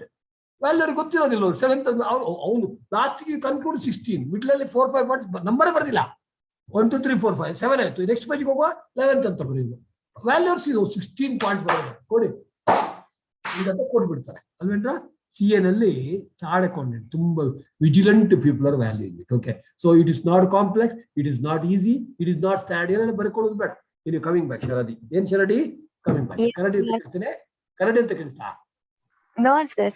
ಸುಮಾ ಹೇಳ್ತಾ ಇದ್ಲು ಕರಡಿ ಅಂತ ಕೇಳಿಸ್ತಾರೆ ಅಂತ ರೈಟ್ ಇರ್ಲಿ next coming back so when you talk about the higher purchase, okay, higher purchase is yes. See, this is the touch, and I told you every time connect it to financial statements and account stand. Accounts ಅಲ್ಲಿ ಏನೇ ಬರೆದ್ರು ultimately connect it to what? ಏನೋ ಲಕ್ಷ್ಮಿ ಹಿಂಗೆ ನೋಡ್ಕೊಂಡು ಮತ್ತೆ ಯಜಮಾನ್ರು ಕೇಳ್ತಾರೆ ನನ್ನ ಹುಡುಗಿದ್ದು ಕಣ್ಣೇನಿಗೆ ಹಿಂಗಾಗ್ಬಿಟ್ಟಿದೆ ಅಂತ LLTT ಅಂತ ಅಲ್ಲಿ ನೋಡ್ಬಿಟ್ಟು ಇಲ್ಲಿ ನೋಡ್ಕೊ ನೋಡ ಅಂತ ಬರ್ತಾವಳೆ ಇಲ್ಲಿ ನೋಡ್ಕೊ ಯಾರೋ ಯಜಮಾನ ಬಂದವ್ರೆ ನೋಡಕ್ಕೆ ಇಲ್ವಾ ಬರ್ತಾರೆ ಅಷ್ಟೊಂದು ಕಾಯು ಕಾದಿರೋಳು ಶಬರಿತಾರೆ ನೋಡಿಲಿ ಯಾ so S9 is the S19 higher purchase, S9 is the installment. S19 buyer becomes the owner only in the after paying the last installment, that too after paying residual value. Installment, moment you make a sale, moment you enter into an agreement, it is sale, that's it. Next, higher purchaser, if the higher purchaser does a default, you can repossess the goods. You have to find out the repossession loss. Installment is sale, the ownership has been given. You cannot repossess, you can only sue for the damages. Okay. Higher purchase, it is a possession transfer. It is not a legal ownership transfer. Installment, ownership only has been transferred. Like this points you have to reiterate. Artha aita? Yes. So all of you comfortable? Yes. Yes, sir. So, Odi, Deepamma. Last class, insurance ಎಲ್ಲ ಕೊಟ್ಟಿದ್ದು ನಾವು water metal print ತಗೊಂಡಿದ್ದೀರಾ ಅಲ್ಲ ಇನ್ನು wait ಮಾಡ್ತಾ ಇದ್ದೀರಾ soft ಕಾಲ್ ಬರೋರಿಗೆ ಹಾಸ್ಯ ತಗೊಂಡಿದ್ದೀನಿ ಅವತ್ತೇನೆ ನಗೋದು okay right ಯಾವ್ದು ಕ್ಯಾಪ್ಸ್ ಮೆಟಲ್ ರಿವಿಷನ್ ಮೆಟಲ್ ಅಲ್ಲ ಓಲ್ಡ್ ಮೆಟಲ್ ಏನ್ ಅವಾಜ್ ಆಗ್ತೀಯ ಹೇಳು ಓಕೆ ಏನು ಕಾಣಿಸ್ತಾನೆ ಇಲ್ಲ ಓಕೆ ಕ್ಲಾಸ್ ಮೆಟಲ್ ಓಕೆ ಟೀಕೆ so when you talk about the insurance is syllabus just touch ಮಾಡಕ್ ಕೊಡಿ ಓದಮ್ಮ heroine Schedule B. Okay, higher purchase. Higher purchase also refer AS19 in second group accounts. First one, the two accounting approaches. A, goods of substantial value in buyer's book, cash price method and interest suspense. B, in seller's book, sales method and investment suspense method. Investment again, I think Rashmi correction ಮಾಡಬೇಕು interest suspense method, opposite entries. Interest suspense, investment interest suspense. Common sense ಏನಿಲ್ಲ. In my book, if it is a debit, in your book, you should be credit. ಅಷ್ಟೇ accounts ಅಲ್ಲಿ ಇರೋದು debit credit ಅಷ್ಟೇ ತಕ್ಕದಿಮಿತ ಇಷ್ಟೇ ಇರೋದು. Nothing else. There is no extra entry. So interest suspense debit in my book. ಲಾಸ್ಯ ನೀನು ಮಾತ್ರ transfer ಮಾಡಾ? ನಾನು ಮಾಡಿರ್ತಾರೆ. So in your book it will be credit. Rishika ಕೇಳು ಯಾರು ಚೆನ್ನಾಗಿ ಮಾಡಿದಾರೆ ಅಂತ ಡಾನ್ಸ್. ಯಾರು ಚೆನ್ನಾಗಿ ಮಾಡಿದ್ರು dance Rishika? Next continue. Next page ಅಲ್ಲಿ ಇದ್ದಾಳೆ ಅವಳಿಗೆ ಸರ್ ಲಾಸ್ಟ್ ಡಾನ್ಸ್ ಬಗ್ಗೆ ನಾನು ಕಮೆಂಟೇ ಮಾಡೋದಂತವ್ರೆ. ನೆಕ್ಸ್ಟ್ ಓದ್ರಿ ಶೇರ್ ಸ್ಕ್ರೀನ್ ಆಫ್ ಮಾಡಿದ್ರೆ ಅಶ್ವಿನಿ ಏನಕ್ಕೆ ಆಫ್ ಮಾಡಿದ್ರೆ madam. Next continue. Goods of small value, not in syllabus. Not in syllabus. Aste. You don't think this is the explanation of this. Now point number 1 is over. Now point number 2. The accounting arrangements of hire purchase transactions in the book of hire purchaser can be done in two methods. A, cash price method. The full cash price of the debited to the asset account and credited to the hire cash price is debited to asset account. At the time of installment, interest account is debited and hire vendor account is credited. B, so cash price, full cash price is debited to asset account and credited. Okay. At the time of installment payment, because if you can word installment payment at the end, interest account is debited at the end and hire vendor is credited. Next. Interest suspense method. The total interest unaccrued is transferred to interest suspense account at the time of transfer of possession of asset. Within the bracket if you want, inception at the beginning itself. At last years, as and when interest becomes due, interest account is debited and interest suspense account is credited. Credited. Next. Just 1 second. 1 second. The entries are also here. Okay, beautiful. Continue, madam. Best example of AS19 and AS1 substance over form. So AS19 is the best example. Hire purchase is the best example for AS19. Substance for form. AS1 you can write hire purchase as per AS19. That's how you can elevate your answer presentation. Next. Accounting vehicles as fixed asset account plus suppliers account plus interest. Interest. The accounts, vehicles account, normally they'll ask tempo account, trucks account. So vehicle account as a fixed asset and supplier account is nothing but a hire vendor account plus interest, normal. Next. Hire purchaser is not the owner till the last installment, unlike installment sales wherein buyer becomes owner on signing the agreement. When there is a repossession for default in payment of installment, compute and debit to profit and loss account. So if there is when there is a repossession for default, okay, compute that repossession and debit to P&L account. Debit to P&L account, repossession loss. Repossession loss. Concept Next, of EMI. Very important. Next. 2 arrow marks. 100 lakhs. 10% loan taken. 10 installments. Payment at the end of the year. 1. Principal 10 lakh and interest 10 lakh.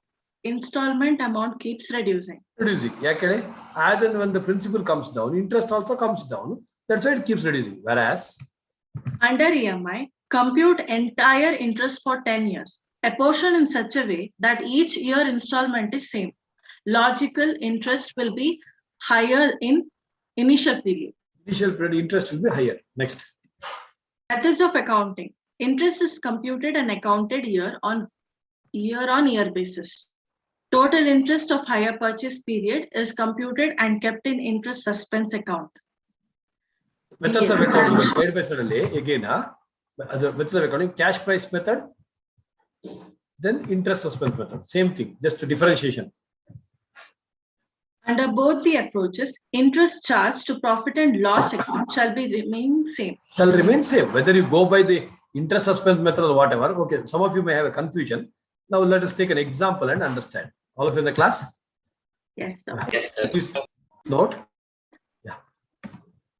To Arma. For hire purchaser, interest is an expense initially shown on asset side. Tempo on hire purchase account debit 10 lakh. So interest suspense account debit 2 lakh. To hire vendors account is 12 lakh.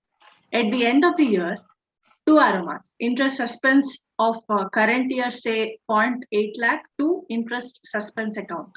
For payment, Although, I don't know who has typed this. Interest, although is strike up money. Sorry for this. Right? Interest expense account, the interest expense account debit 0.8 to interest suspense account 0.8. I'll dictate something. I'm not very convinced with that last typing. Interest expense, because I would have told the same thing, but some of you have heard both as suspense only. Life will suspense. Interest expense account debit to interest suspense account 0.8 lakh, which is the bracket current year interest. And when you pay, what is the entry? Hire vendor account debit to bank account. To bank account. Sariyaಗಿ ಬಂದಿಲ್ಲ ಅದು. ಅದು box mix ಆಗಿದೆ. Hire vendor account debit to bank account. Why 2.8 lakh? You tell me. Because you are paying 10 lakh rupees over 5 years. 10 lakh by 5 years, 2 lakh plus 0.8 lakh. Yeah. Further, depreciation is on cash price or fair value. So Second this entry, the exact opposite in the books of hire vendor. Ingirಬೇಕು ಇಲ್ಲಿ hire vendor credit ಆಗಿದ್ರೆ hire purchaser debit. ಅಲ್ಲಿ asset account for them it is sales. ಇಲ್ಲಿ interest suspense debit ಆಗಿದೆ, ಇಲ್ಲಿ interest suspense credit ಆಗಿದೆ. Correct ಅಲ್ವಾ? Okay. All of you write down in the notes book. ಅಥವಾ ಇಲ್ಲೇ ಬೇಕಾದ್ರೆ ಬರೀ ಸ್ವಲ್ಪ ಜಾಗ ಇದೆ ಅಲ್ಲೇ. This is the revision material. Quick ಬರ್ಕೊಳ್ಳಿ. Some extra points ಅಥವಾ clarity point. Accounting for hire purchase dash goods of substantial value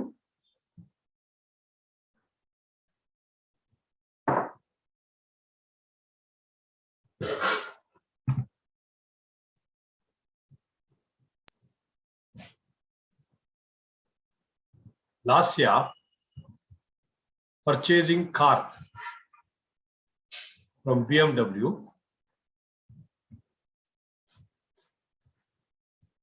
fair value 50 lakh.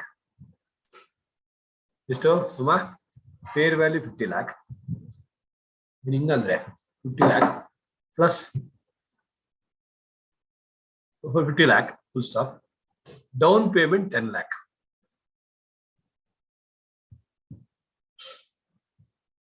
Down payment 10 lakh. Full stop. Four installments, 10% interest.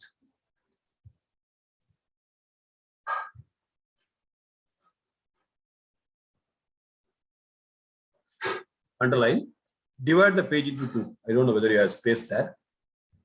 Divide the page into 2. Like notes book, but it is better to keep everything in the revision material for the last minute revision. At the paper attach. Spoon feed. So left side cash price method. Cash price method. Right side interest suspense method.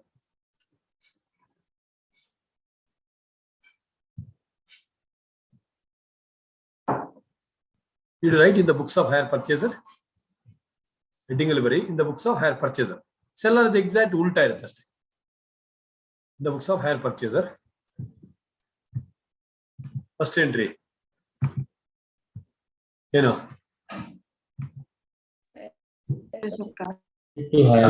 Account debit to car on hire purchase. Always say the suffix that name. Where in the Srinivas? Car on hire purchase account debit 50 lakh 50. Actually, as per AS19, should be recorded what value? Anybody? Within the bracket. Fair value or present value of MLP, whichever is less. Anyhow, before you write the exam, group 2 accounts revision agiruttalla. So that knowledge you can use it for group 1 accounts. Fair value or present value of, Arjita, MLP, MLA, whichever is less. Just 50 lakh, 50. To hire vendor, 50 lakh. That is on inception of the lease until inception, the beginning. Okay, na? So next entry. Same, ditto. 1st January, whatever date you can write. Hire vendor account debit to bank account 10 lakh. Tumba easy though, tumba easy. Repossession loss on matra calculation adu easy ne. Hire vendor account debit to bank account 10 lakh. Therefore, therefore, hire vendor bar loan balance 50 minus 10, 40 lakh. Correct? So 50 lakh is the cash price. 10 lakh you paid the down. That is what is left out, Baba? 40 lakh. 40 lakh. 40 lakh. Next. Year end 1. Is year end inception, the beginning of the year. Next, year end 1. All of you are catching now? Yes, sir. Be in the class, yeah. Year end 1. Interest expense account for hire purchase expense. Interest expense account debit. Normal. Interest expense account debit. 40 lakh into 10%, 4 lakh. To hire vendor. To hire vendor is to 4 lakh. 4 lakh. Same date. Hire vendor account debit. That is interest expense. See, in the revision class, I reiterate, I cannot go very slow, but still, since the syllabus left out is very small, I'm just going little slower. So, interest expense account debit 4 lakh to hire vendor 4 lakh. This is interest entry. After narration barebeko. Next, being baredo, affiliate they have already stopped it almost. Next, hire vendor account debit. Hire vendor account debit. Anybody? 14 lakh. Very good. 14 lakh. Plus 4. 10 plus 4, 14 lakh. To bank account. Two bank. One bank. Bank one day. Bank cheating. Silsi Urban Cooperative Bank.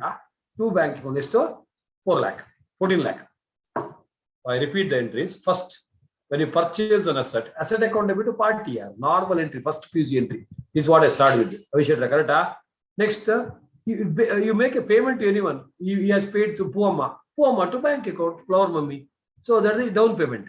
Then what is left out? 40 lakh. That is become entire year 10% interest. Interest is an expenditure. Interest expense account debit to Sapna party account. How much? 4 lakh. 40 lakh. Become 50 lakh into 10%. 40 lakh into 10%. Then you pay the installment 10 plus 4, 14 lakh. Hire vendor to bank account. Everybody understood?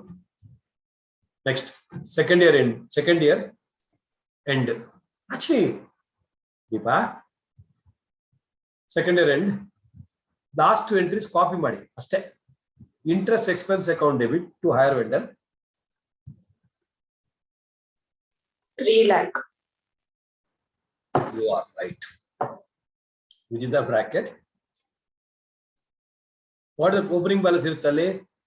When you pay the installment, 30 lakh. 30 lakh into 10%, 3 lakh. To hire vendor, 3 lakh. Then hire vendor to bank account, 13 lakh. Below that one sentence. Third year and fourth year, similar entries. Gottakta idea Shetra, Nidisha Shatra, Sudanwa, Avi Shetty, Ananya Shetty, or Shetty, too much result. Next, Arathian, Sai Venkatesh, Kavya, Srishti, Yashwant, Sai Ishwar, Akko. Akko under Yaredo, what is the full name, Baba? Okay. So, next line, therefore, dual interest. Soumya, you other matade. Total interest for 4-year period is to 4 plus 3 plus 2 plus 1. 2 plus 1. 10 lakh. Easy exam. 10 lakh. Left side artha hai, all of you understood. Sabko samajh mein aa gaya? Yes, sir. Come to the right side. First entry. Right side barri. Interest suspense method. One sentence if we can. Total interest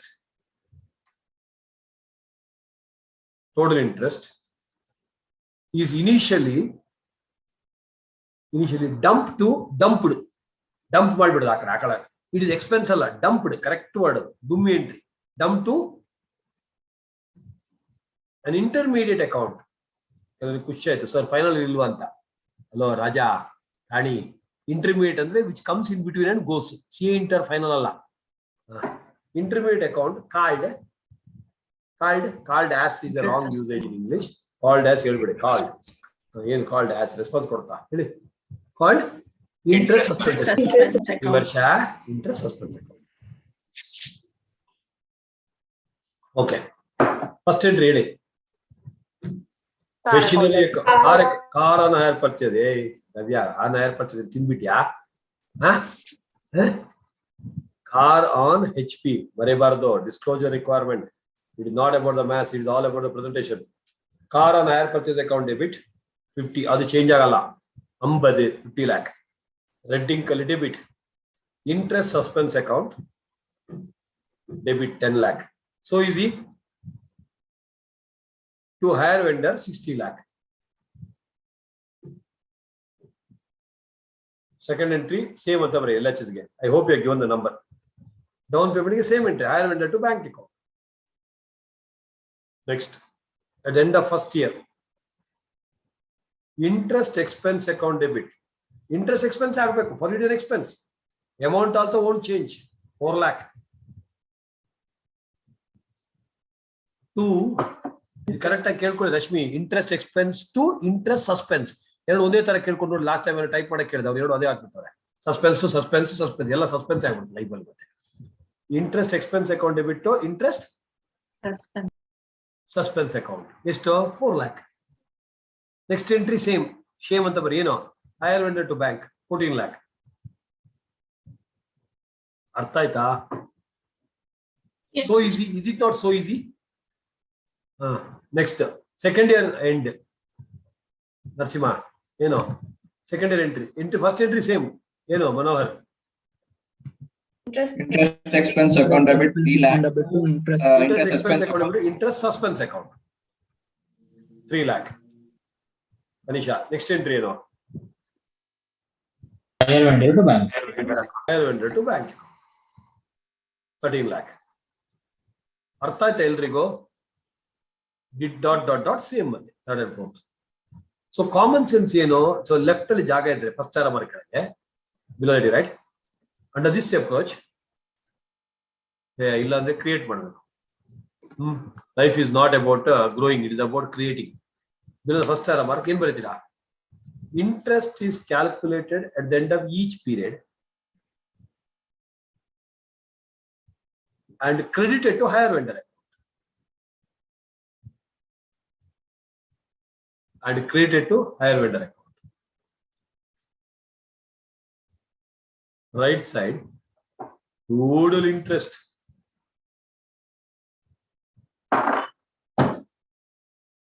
Total interest is computed at the beginning, at the inception of the lease of the word. At the beginning of the hire purchase. And what? And at the end of each, total interest is computed at the beginning of the lease of the hire purchase and recorded in an intermediate account called interest suspense account. ಸುಮ್ಮನೆ open ಮಾಡಿ ಇಟ್ಕೊಳ್ಳೋದು balance sheet ಅಲ್ಲಿ. Asset account ಇದ್ರೆ ಯಾವ side ಬರುತ್ತೆ ಅದು? Record, so interest debited to interest suspense account. Intermediate account called interest suspense account, and at the end of each year,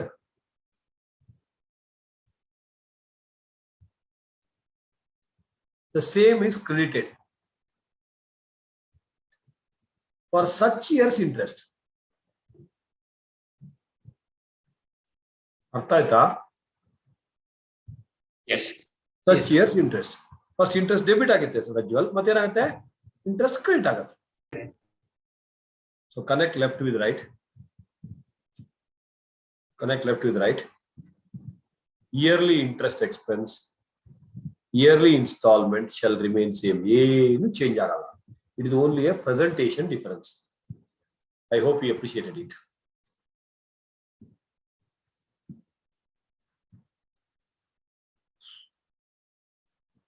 Next, separate point. Athava separate agala bari. EMI.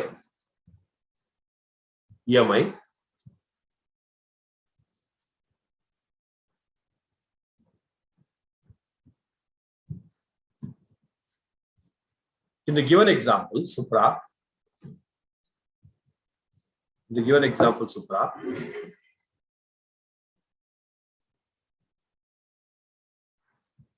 Total payment 60 minus down payment 10 is equal to 50 lakh. Total payment. Cash price or the fair value 50 lakh plus cash price or the fair value 50 lakh plus total interest 10 lakh. ಎಷ್ಟು ಬರುತ್ತೆ 60 lakh. Less down payment. Kavya ಎಷ್ಟು? Kavya, Vidya, Anjani, Chaitra, Shravani, Manoj Kumar, Marlina Shah, Sandeep, Sai Venkatesh. 60 minus 10, 50 lakh. Therefore, yearly installment 50 divided by 4, 12.5 lakh.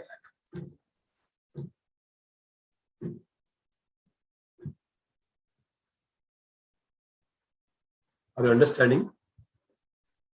50 divided by 4, correct alva? Yeah, so EMI concept. 50 divided by 4 is to 12.5. 12.5 lakh. the split of the same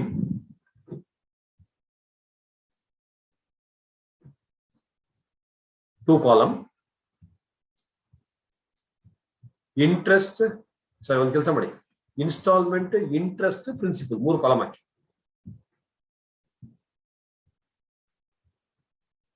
Installment, interest included, principal. First year, how much you paid? 12.5 lakh. 12.5. Interest is still 4 lakh. The calculation what we did in the top. First year interest is still 4 lakh. So balance figure is principal is to 8.5. 8.5. Sharadi KS, you are right. Next, number 2.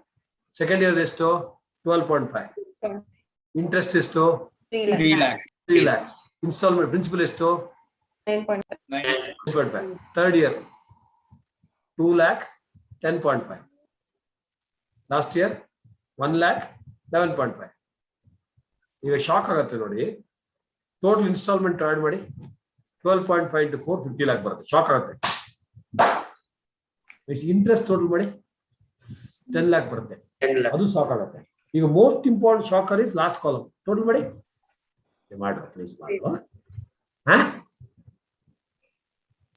40 lakh. Interest column only you would write downward arrow mark. Interest should keep on reducing. Alva. Whereas the principal column only you have to give upward arrow mark. Logic ಏನಂದ್ರೆ first year more money outstanding, that's why I pay more interest. Then my principal covered is less. Last year one small installment is pending. Interest is lesser, principal is more. Did you understand the logic beautifully? Next. Yes, sir. One more computation of interest included in EMI. Regular class al ಮಾಡಿದೀವಿ. Computation of interest included in EMI. Say 4 annual installments. ಇದು 5 marks ಬರ್ಬೋದು. 6,000 per annum. Includes interest at 20% per annum. Includes. ಇವತ್ತು check ಆಗ್ತಾ ಇದೀನೋ ಏನ್ ಮಾಡಕ್ಕಾಗಲ್ಲ. Includes what? ಸಾಕ್ಷಿ ಶಾಖೆ interest of 20% per annum. ಬರೀಬೇಕು.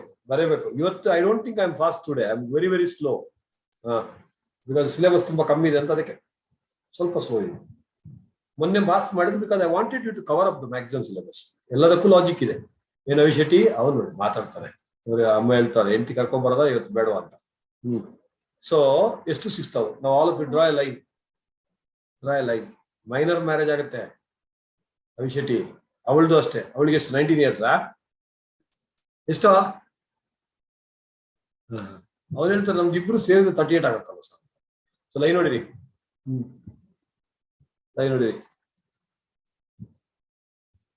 ಇನ್ನೊಂದು ಮಗು ಆಗ್ಬಿಟ್ರೆ 38, 1 ವರ್ಷ ಆದ್ಮೇಲೆ 39 13 years ಆಗುತ್ತೆ 3 ಜನ ನಿಮ್ಗೆ. So all of you draw a line. 0 first year, second year, third year, fourth year. Line ಒಳಗೆ ಬರುತ್ತೆ ಎಲ್ರಿಗೆ? ಬರುತ್ತೇನಾ? ಇವತ್ತು ಲೈನ್ ಒಳಗೆ ಬರುತ್ತೇನಾ? ಒಂದ್ ನಾಡ್ದು ನೋಡಿ 15th ಅಲ್ಲಿ ಇರ್ತಾನೆ ಬಾರಿ ದೇವಸ್ಥಾನದ ಹತ್ರ. ಸೊ 1 2 3 4 ಕರೆಕ್ಟ್ ಆಗಿ ಹೊಡಿರಿ.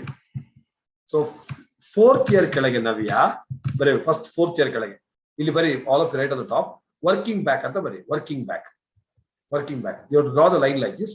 Work back. ನಾವು below the 4th year 6,000 into 20/120. ಯಾಕೆ ಹೇಳಿ ಸರ್? 100 is the principal, 20% the interest. Your study material problem, which I'm taking it directly from my brain. 6,000 into 20/120 is equal to 1,000. Therefore, principal 5,000. 5,000. ಅರ್ಥ ಆಯ್ತಾ? Yes. Come to the third year. Backward arrow. Third year 6,000 plus 5,000 because third year 2 more installments are outstanding. Reasoning? 6,000 interest you have to pay. 5,000 is not accrued, so you don't have to pay interest. 6 plus 5, 11,000 into 20/120.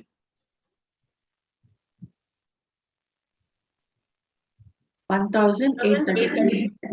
1,833. Therefore, principal component is to 9,160.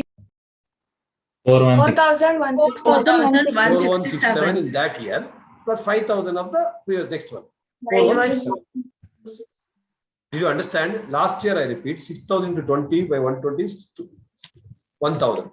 So from 6,000 remove 1,000, 5,000 will be the principal.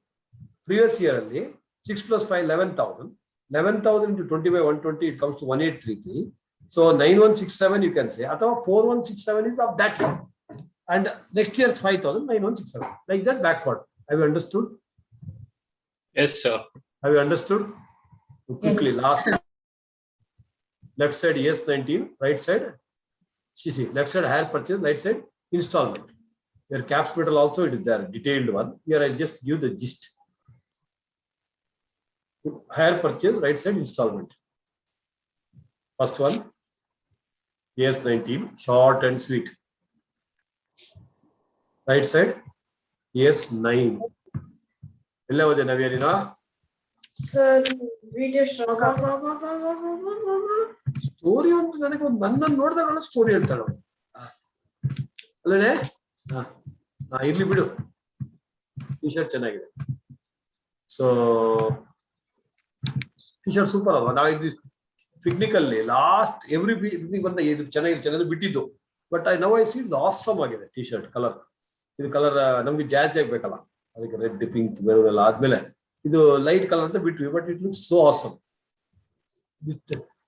Caps ಹಬ್ಬ T shirt ಬಗ್ಗೆ ಮಾತಾಡ್ತಾರೆ ನಾನು.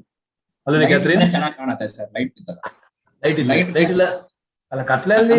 ಕತ್ಲಲ್ಲಿ ಕರಡಿಗೆ ಜಾಮೂನು ತಿನ್ಸಕ್ಕೆ ಹೋಗ್ಬೇಡ ಮನೆ. So continue. ಹೌದೌದು, is right. It looks so bright. So let's point 2. Possession transfer, right side ownership transfer. Number 3,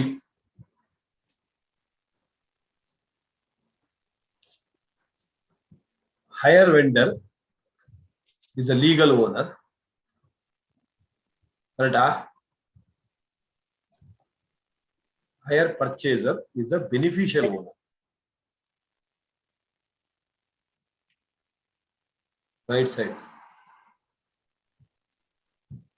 Buyer becomes owner immediately upon signing the contract. Buyer becomes owner immediately upon signing the contract. Next. Risks relating to usage, etc., are with the hire purchaser.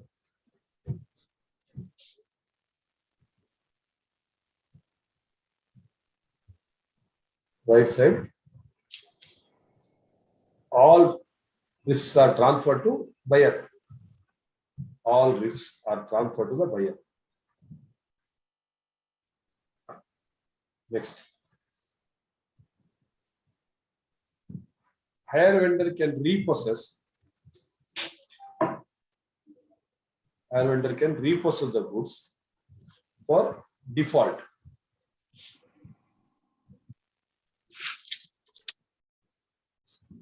Right side. Seller can sue for damages. Sue. Shuala. Shoe damage is the management. Tata showroom killed. Sue for damages. And sue for damages. Short answer. Enough. Next, last point. Type repossession loss. Repossession loss. Dash. Farmer ಏನು ಮಾಡ್ತಾರೆ? Hire vendor would have charged 20% depreciation. Hire purchaser, hire vendor would have charged a higher depreciation. The WDV difference is a loss. Very simple example. Yeah. Cost of the tempo, Arshita. Cost of the tempo 10 lakh.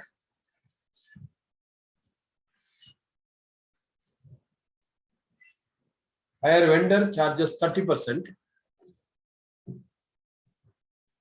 Hire purchaser charges 20% depreciation. Hire vendor charges 30%, and hire purchaser charges 20% depreciation on WDV basis. SLM is tumba easy. WDV basis. So make 3 columns. How many years, sir? 8 years. Okay, full stop and continue. Repossessed at the end of 3rd year. At the end of 3rd year.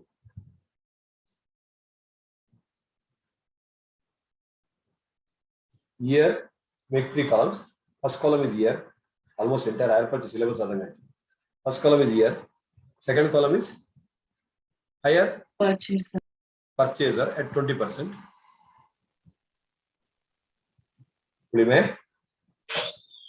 Hire vendor, next column, 30%. Underline. Original cost 10 lakh, 10 lakh.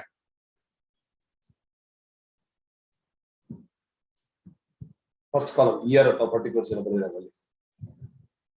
Bharata, all of the writing properly? Yes, Yes, sir. sir. 10 lakh, 10 lakh. Less first year depreciation, 2 lakh, 3 lakh. Correct? Yes, sir. WDV is to 8 and 7. Less second year depreciation, 1.6 lakh. 1.6 lakh, 2.1 lakh. 2.1 lakh. Difference 6.4, 4.9. This is what actually stopped in your book. It is less. 3rd year, yeah, 3rd year depreciation. Just ಪಡ್ಕೊಳ್ಳೋದು yeah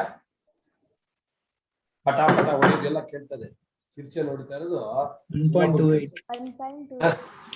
1.28.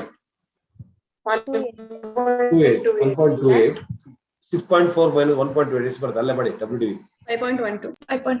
5.12. Right side 1.47. ಪಡ್ಕೊಂಡ್ರಿ. Okay. Difference 3.43. 3.43. 3.43. So underline now. WDV on the date of repossession. WDV on the date of repossession. First year is to first column 8 lakh. And First column. 5.12. Right side. 5.12. 3.4. Therefore, loss on repossession, difference between the two columns. Understanding, I said it 5 point, he said it 3, 2 lakh is the loss. Loss on repossession, just easy, Deepa. 1.69. 1.69. In the books of hire vendor, hire purchaser, the books of hire purchaser, entry for repossession.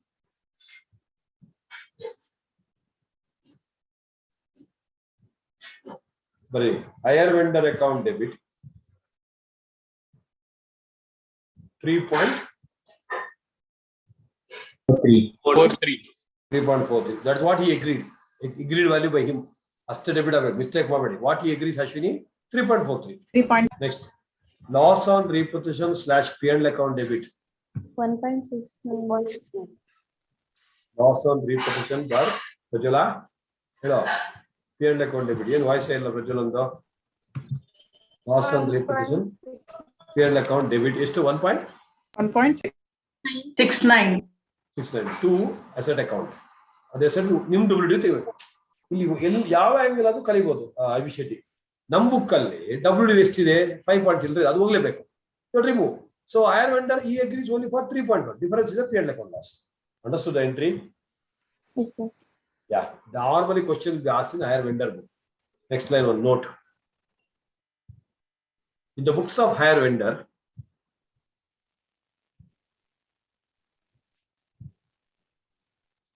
the accounting treatment is opposite to the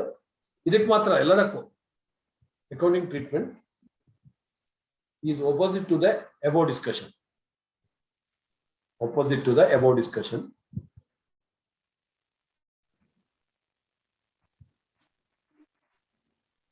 Above discussion.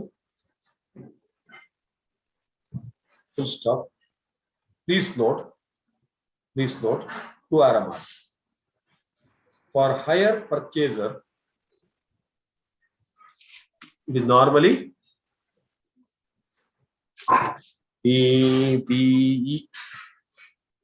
PP. Right side. For higher vendor, normally sale of goods.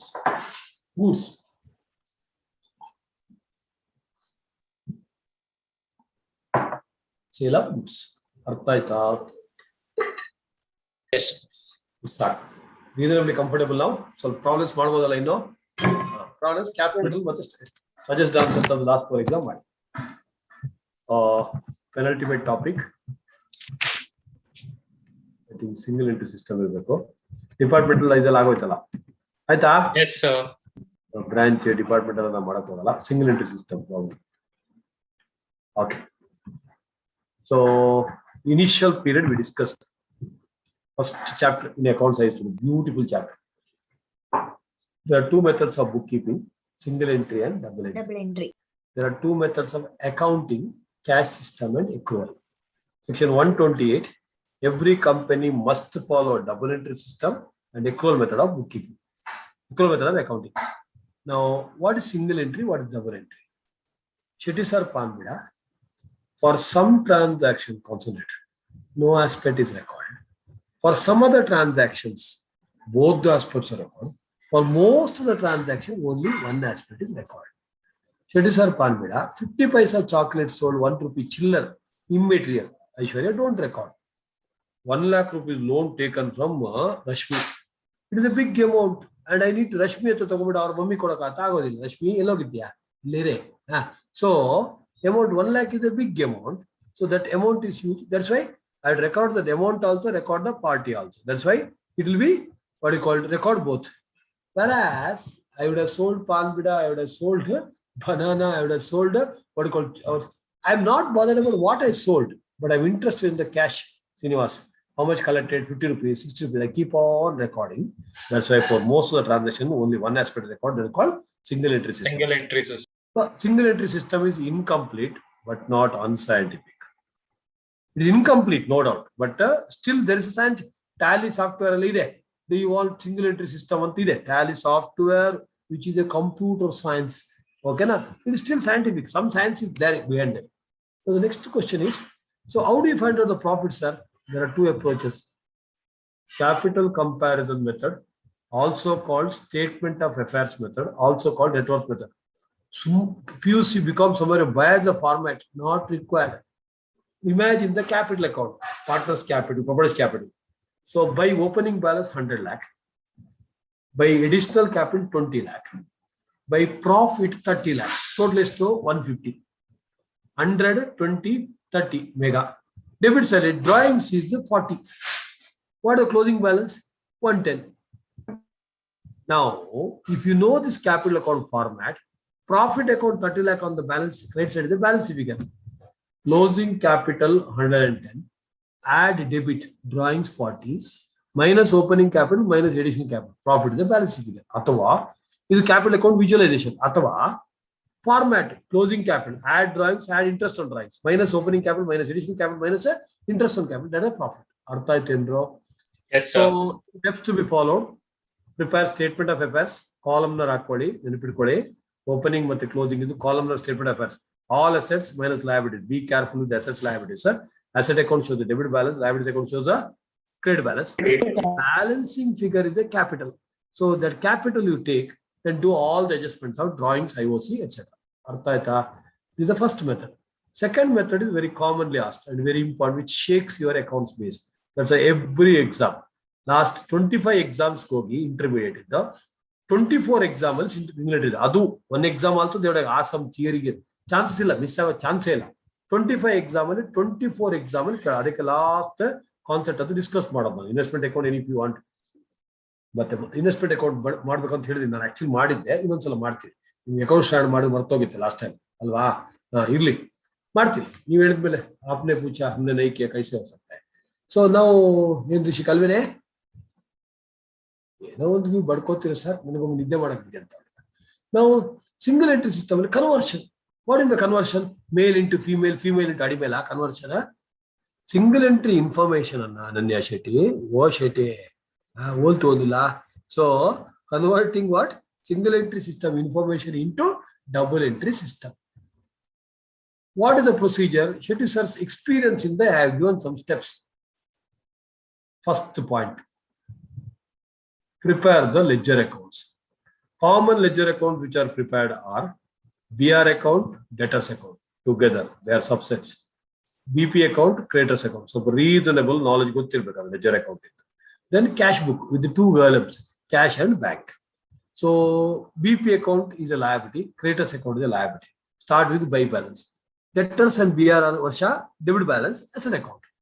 Now, first part, ledger account open. Why should you do it? Normally, one of the figures in this ledger account will be missing figures. There will be minimum 4 accounts they'll give you. 4 items. 4 items, 3 items kottavare, but one figure is missing. You have to interpret. Debtors account, 2 balance 100. By balance 300. By cash collected from the customers 400. I repeat, 2 balance 100. By cash collected 400. By closing balance 300. 400 plus 300 700. 2 balance 100. That means the balance figure on the debit side 600 is there. Credit sales. Credit. Sales. Visualize agta idea? So easy. Yes, so sir. these 4. Now the next question is apne opening balance 100. Credit sales they are given 650. And by cash collected 300, by balance 400 is there. That means all the 4 are given. Then which side balance figure? If the credit side there is a balance figure, it may be BR drawn. If there is a bill receivable is there. If BR is also given, it may be bad debt, it may be sales return, etc. If there is a debit side balance figure, it is a debtors account to BR account, entry for bills dishonored. Entry for bills dishonored. I hope you are understanding. So there is a second step. Third step is when GP ratio is given. Prepare trading account. ಏನ್ ಕೆಲವರೆಲ್ಲ ಒಳ್ಳೆ Kashmir files picture ನೋಡೋ ತರ ಕುತ್ಕೊಂಡಿದ್ದೀರಾ picture ನೋಡ್ತಾ ಇದ್ರೆ ಕ್ಲಾಸಿಗೆ ಬಂದಿದ್ದೀರಾ ನೋಡಿ ಕೆಲವರೆಲ್ಲ ಅಲ್ಲೇ ಶ್ರೇಯ ನೋಡಿ ಏನ್ ಶೆಟ್ರ ಓ ಅಂಚೆಪುರ ಕಥೆನಾ ಆಹಾ ಅಂತನಾ sit straight. Concentrate. And Sivarsha, Sivalli, hele, bega. When the GP ratio is given, ಏನು ಮಾಡಬೇಕು ಹೇಳೋ ನಾನು ಹೇಳಿದಲ್ಲ ಬಿಕಾಮ್ ಅಲ್ಲಿ ಬಿಟ್ಬಿಟ್ಟಿದ್ದೀನಿ ಅದೆಲ್ಲ ಅಂತ ಹೇಳೋ Trading account. ಅಯ್ಯೋ trading prepare a trading account because it's very important. GP ratio is given, prepare trading account. One of the figures will be compulsorily missing figure. Trading account can be prepared normally to opening stock navia, to purchases navia, to direct expense navia. By sales suma, by closing stock suma. In between, if there is a loss by fire in idre, adu by closing stock pakka barebeku mele. So balance figure will be gross profit, purchase, sales, whatever it will be. Third point. Fourth point. Now you can authoritatively, beautifully do it. FM ratios have been done. So use of ratios, GP ratio, basic ratio, GP by sales into 100. So NP ratio, average collection period, ACP, turnover ratios are always given number of times, let's say, you know, so turnover ratios are given. I say credit sales, debtors turnover 2 times. That means 6 months, once in 6 months collection. So use that and find out the missing figures. And finally, with all available information, prepare trading account, P&L account, and balance sheet. Even there also some of them may be missing figures. Some of the ratios in FML bandirbodu nimage, there also they may be missing figures. Artha aita? Okay. Deep. Single entry system ಅಥವಾ incomplete records ಬರ್ಕೊಳ್ಳಿ ಯಾರಿಗೆ ಗೊತ್ತಿಲ್ಲ ಅಂದ್ರೆ accounts from incomplete records ಹೌದಾ It is a method of bookkeeping wherein for some transaction no aspect is recorded, for some other transactions both aspects are recorded, and for the most of the transactions only one aspect is recorded. Oh, make important mark ಅಲ್ಲಿ most single ಅಂದ್ರೆ most. So for some no, for some both, for some transaction no aspect, for some it is both, and for most of the transaction only one aspect, hence the name single entry system. Next. The types of single entry system are pure, simple, and quasi. That is our theory, pure agirbodu, simple agirbodu, quasi. Next. These are two methods for determining profits. A, capital comparison method, and B, conversion. Capital comparison method. And B, conversion method. In capital comparison method, SOA method.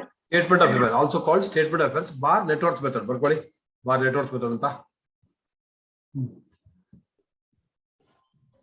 The profit or loss can be computed as a balancing figure in the capital account by preparing a statement of affairs. Statement of affairs is prepared on the basis of partly recorded transactions, and most of the assets are recorded on the basis of estimates, assumptions, and memory. Hence, it is less reliable than a balance sheet prepared at a double entry system. Fifth one. In conversion method, the available information shall be converted into double entry system and thereby financial statements prepared in a usual manner to arrive at the profit. The common steps are A, preparing trading account when GP ratio is given, normally purchase balance figure. B, prepare ledger accounts, total debtors, credit sales. So normally missing figures in the debtors account is what? Credits normally, not necessarily. Bills receivables that is drawn or dishonor, bills payable, accepted, creditors like payment or credit purchases, cash book, cash column, cash sales or collection from debtors, bank column is like payment for assets. Use ratios. Gross profit, debtors turnover, ACP, that is average collection period. Debtors turnover 2 months expressed as 6 times. Turnover ratios are always a number of times. And the ulta. Debtors turnover andre ಈಗ debt equity ಅಂದ್ರೆ debt by equity. Whereas ಇದು debtors turnover ಅಂದ್ರೆ turnover by debtors. ಉಲ್ಟಾ ratios ಅಂತ ನೆನಪಿಟ್ಕೋಬೇಕು ಗೊತ್ತಾ ಅಲ್ಲಿ ಬೇಕಾದ್ರೆ ಬರ್ಕೊಳ್ಳಿ ಅಲ್ಲಿ ಆರಾಮರ್ಕ್ ಆಗಿ debt equity debt by equity. Debt equity ratio is equal to debt by equity, whereas turnover ratio turn ಮಾಡಬೇಕು. Whereas turnover ratios turn it. Say assets turnover is equal to turnover of the sales, turnover by assets, semicolon, debtors turnover,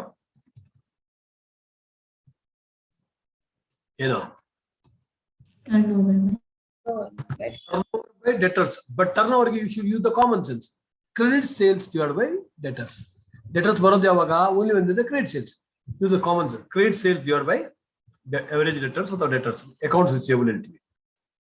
Next, creditors turnover. Turnover by creditors. Credit purchase. Turnover was ಹೇಳಬೇಕು credit purchases Credit purchase. divided by creditors. ಕೆಳಗೆ ಬರೀರಿ. Debtors turnover 6 times. Yeah. Debtors turnover 6 times. Dash means average collection period is 2 months. Alva. In a year, how many months? Yeah. 9 months. 2 months. ಏನ್ ಶ್ರೇಯ? 3 ಬರ್ತಾವ ಓದಕ್ಕೆ? Yes, sir. ಒಳ್ಳೆದು. Next. So next full stop and continue. You write. ಒಂದು example ತರ ಬರೀ.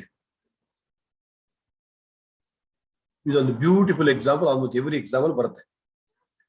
Every alternative example. Closing debtors of the last year 90,000.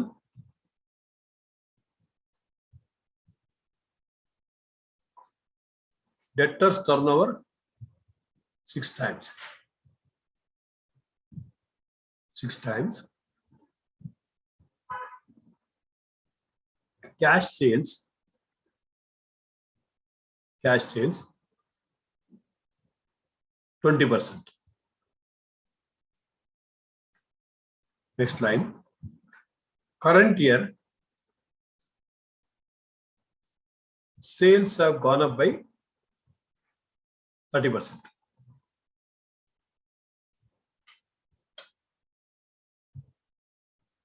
Sales have gone up by 30%. ಅಷ್ಟೇ. ಇದು common sense use ಮಾಡ್ಕೊಂಡು ಮಾಡ್ಬೇಕು. ಅದಕ್ಕೋಸ್ಕರ ಆನ್ಸರ್ ಬರೀರಿ. Closing debtors of last year ಎಷ್ಟು? 90,000. 90,000 represents 2 months credit sales.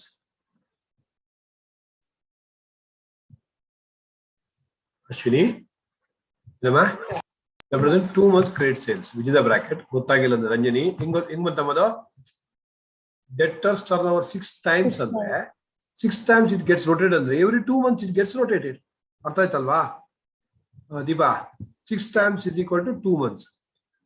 ಅರ್ಥ ಆಗ್ತದೆ ಎಲ್ರಿಗೂ? Everybody understood? Yes, sir. Therefore per month credit sales 45,000. 90,000 ತಾನೆ ಹೇಳಿದ್ದು? Yes. Navya ಗುರುಸ್ತವಳೆ 90,000 divided by 2 months is 2 is equal to 45,000. Therefore total credit sales 5,40,000. 45,000 into 12 months 5,40,000, which represents 80% of the total sales. Correct? 20% of cash sales of the total only. I gave no. Yes, sir. Yes, sir. That is for this year, no? Next full stop and continue. Therefore total sales of last year, same question niಮಗೆ only thing is percentage next percentage change ಮಾಡಿ ಅಷ್ಟೇ. So therefore total sales of the last year 540 divided by 80 into 100 6,75,000. ಕರೆಕ್ಟಾ? Figure by figure ಗೊತ್ತು. 6,75,000. Next step ನಾನು change ಮಾಡಿ ಸುಮ್ಮನೆ confuse ಆಗೋದು ಬೇಡ ಅಂತ. Therefore current year total sales ಹೇಳಿ ಅವಿಶೆಟ್ಟಿ ಲಾಸ್ಟ್ ಇಯರ್ ಈ ವರ್ಷ ಸೇಮ್ ಇರುತ್ತೆ. Nothing is gun both are same. Current year total sales 6,75,000 into 8,77,000. 6,70,000 into 130%. Yes, sir. 130%. Correct. ಅಲ್ಲಿ 120 ಇತ್ತು ಅಷ್ಟೇ. 30%. 6,75,000 into 130%. ಎಷ್ಟು ಬರುತ್ತೆ ಹೇಳೋ ನವ್ಯ? 8,77,500. 877,500 2 RMRs. ಅರ್ಥ ಆಗ್ತದೆ ಎಲ್ರಿಗೂ? Working back and going back ಅಷ್ಟೇ. Current year cash sales 1,75,100. 877,500 into 20%. 177. 500. 500. Right side. Yeah, current year credit sales. 7,02,000. Avisheti, hello. Hello, Naktana, Obne. What happened yesterday night? This one taste say head. 7,02,000. Fully head, Adam Burger thing. 2,000. 10,02,000. 7,02,000. Underline that, make a circus. Circle. And below that, you write. Therefore, closing debtors. 1,17,000. 7,02,000 into 2 by 12 months. Correct? 1 lakh? 17. Yeah, 1,70,000. ಅದಕ್ಕೆ ನೀನು PG ಹಾಕಿದ್ದೆ. PG ಹಾಕಿದ್ರೆ ಓದ್ತೀಯ ಅಂತ ಚೆನ್ನಾಗಿ. ಓದ್ತಾ ಇದೆಯಾ? ಅಲ್ಲ ಅಲ್ಲಿ ಬರ್ಕೊಡಿಯಾ?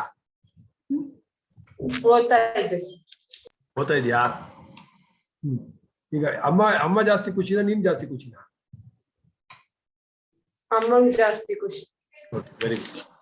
You have to make your parents happy. That's what the principle of Shetty sir. Very good, excellent. You have already done it. So nice. Yeah. All of you comfortable? All of you comfortable? Yeah. Right.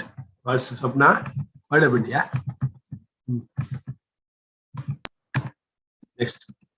Ali. So after that, what you should do? Prepare all accounts simultaneously. Prepare trading account, PL account, and balance sheet. That's it. So then, general note. Format of final accounts of companies, including electricity companies, excluding banking companies. 2 RMRs. Account. Line include electricity company. Exam only they will give you. KPCL gives the following information. Prepare final account. So electricity company out of syllabus. Electricity company out of syllabus. But final accounts of electricity companies as per Companies Act, which is inside syllabus. समझ में आ रहा है? Continue. Accounts. Accounts. Only for companies. Revised Schedule 3 must for final accounts, including amalgamation problems. Partnership firm, etc. not applicable. Partnership firm, you can still go by T-shaped balance sheet. Assets on the right hand side, liabilities on the left side. Only companies they have to go by Schedule 3 format. Whereas costing and FM. For companies, revised Schedule 3 is suggested. Other entities, revised Schedule 3 not applicable. Not applicable. ಅರ್ಥ ಆಯ್ತು ಏನಾದ್ರು? So ಇಲ್ಲಿ ಕೆಳಗೆ ಇಲ್ಲೊಂದು ಕಡೆ ಇಲ್ಲಿ only for company ಇಲ್ಲಿದೆಯಲ್ಲ, ಇಲ್ಲಿ ಬರೀ ಆರಾಮ್ ಮಾಡ್ಕೊಂಡು. Example, KPCL final accounts are asked. KPCL final accounts are asked. KPCL Karnataka Power Corporation Limited. ಏನ್ ಮಾಡ್ಬೇಕು? Prepare as per Schedule 3. Normal final accounts ಅಷ್ಟೇ. Understood, Baba? Yes. Yeah. So last class ಅಲ್ಲಿ ಯಾರೋ investment account ಅಂತ ಕೇಳಿದ್ರು. I discussed this in account start, but just to recall. But actually ಇದು ಬೇರೆ ಕೊಟ್ಟಲ್ಲ table ಅಲ್ಲಿ, ಕರೆಂಟ್ ನಾನ್ ಕರೆಂಟ್ ಎಲ್ಲ ಇಲ್ಲೇ ತರ ಕೊಟ್ಟಿದ್ದು. Investments definition we said it's basically for earning idea. We have done it in the first session. Long-term investments are valued at cost unless there is a permanent decline in the value. Current investments are valued at cost or fair value, whichever is less. Cost is equal to cost of purchase plus incident expense minus interest per dividend if it is a cum dividend transaction. X ಮತ್ತೆ cum dividend ಇಲ್ಲಿ go back and write some of you. ಇಲ್ಲ ಬರೀ page number 15 ಬರ್ಕೊಳ್ಳಿ quick ಆಗಿ. Shares ಅಲ್ಲಿ it's very uncommon of late. Debentures ಅಲ್ಲಿ common. A limited 100 lakh 12% debentures. A limited UAL ಅವಳಿಗೆ ಬರಕ್ಕೆ ಹೇಳಿದಲ್ಲ, ಮತ್ತೆ ಆಫೀಸ್ ಲೇಟರ್ ದೇ ಕೂಡ ಕಮೆಂಟ್ ಜಾಯಿಂಟ್ ಅಲ್ವಾ. 100 lakh 12% debentures. 100 lakh 12% debentures. Interest payable 30th June and 31st December every year. Interest payable 30th June and 31st December every year. Suma holds rupees 20 lakh debentures for last couple of years.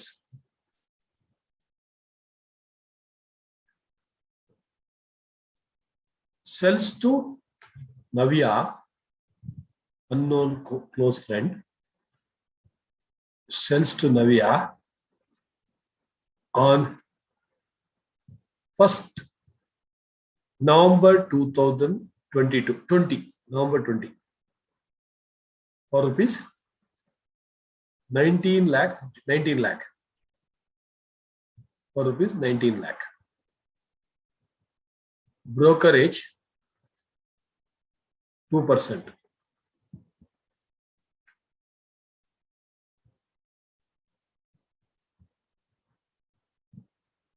Two RMRs. X interest.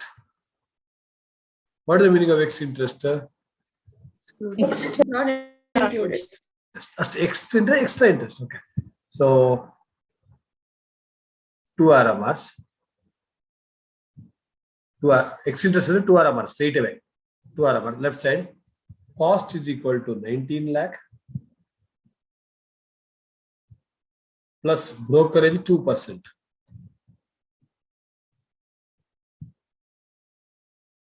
38,000.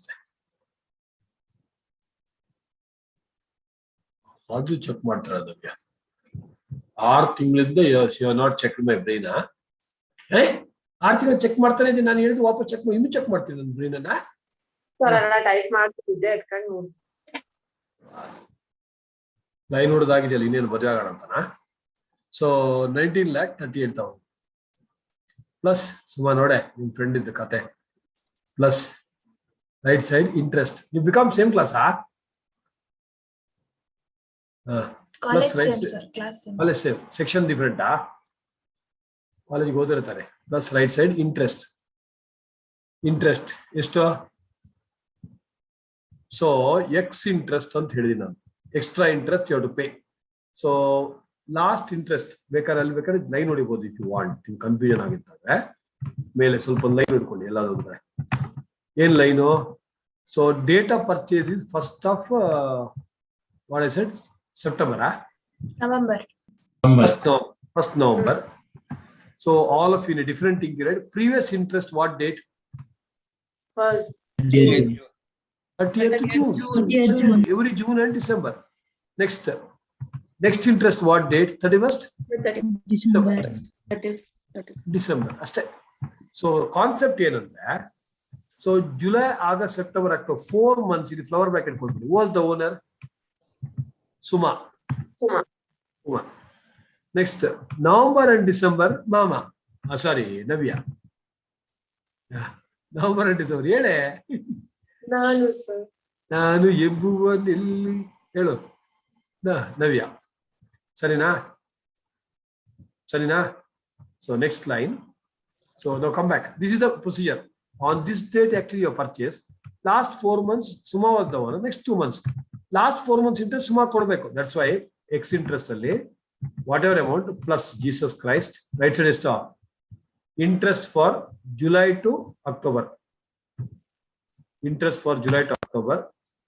Always a percentage on face value. Always a percentage on face value. ಎಷ್ಟು ಹೇಳಿ amount? 80,000. 20 lakh into 20 lakh face value. 90 lakh ಅಲ್ಲ, 20 lakh into 12%.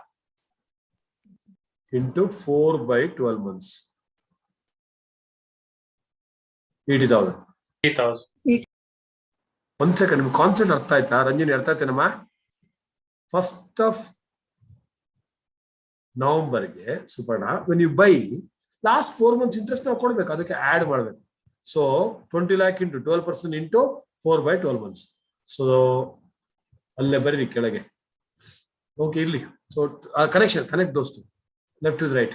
Total cash outflow is 20 lakh 18,000. 20 lakh 18,000. 18,000. Right side. Right side. You know. Come in. Come interest. ಏನ್ ಮಾಡ್ಬೇಕು? Amount, write the amount and ಅಷ್ಟೇ. So X interest ಅಲ್ಲಿ 2 RMRs, come interest ಅಲ್ಲಿ total ಬರ್ಬೇಕು ಥೋड़ा कम करना. क्या करना है? कम करना है. Very.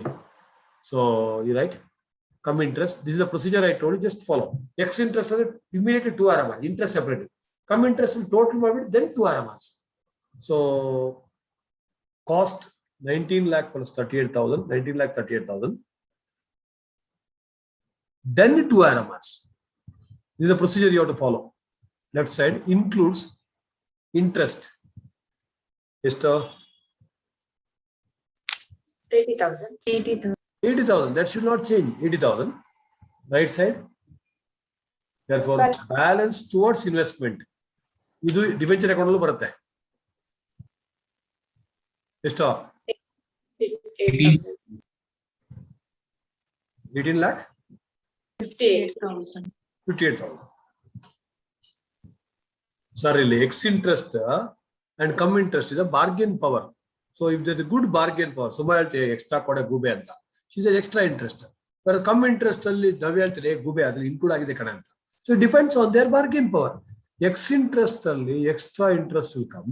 Come interest ಅಲ್ಲಿ interest already included in 1938. So left ಅಲ್ಲಿ 1938 plus 80,000 ಅಲ್ವಾ? Right ಅಲ್ಲಿ ಏನು 1938 includes 80,000. All of you understood? In both the cases, interest amount shall remain same. Everybody understood? Yes. Left side entry bari Naviya's books. In book ಅಲ್ಲಿ ಬರೆ ಸುಮಾ ನೀನು ಬರೆ Naviya's book ಅಂತ ಬರೆ. ಇದು ಚೆನ್ನಾಗಿದೆ. First entry. 1st November. Investment in debentures account debit. Left ಅಲ್ಲಿ 1938. 19,38,000. Next, interest within the bracket expense account debit. Yes, 80,000.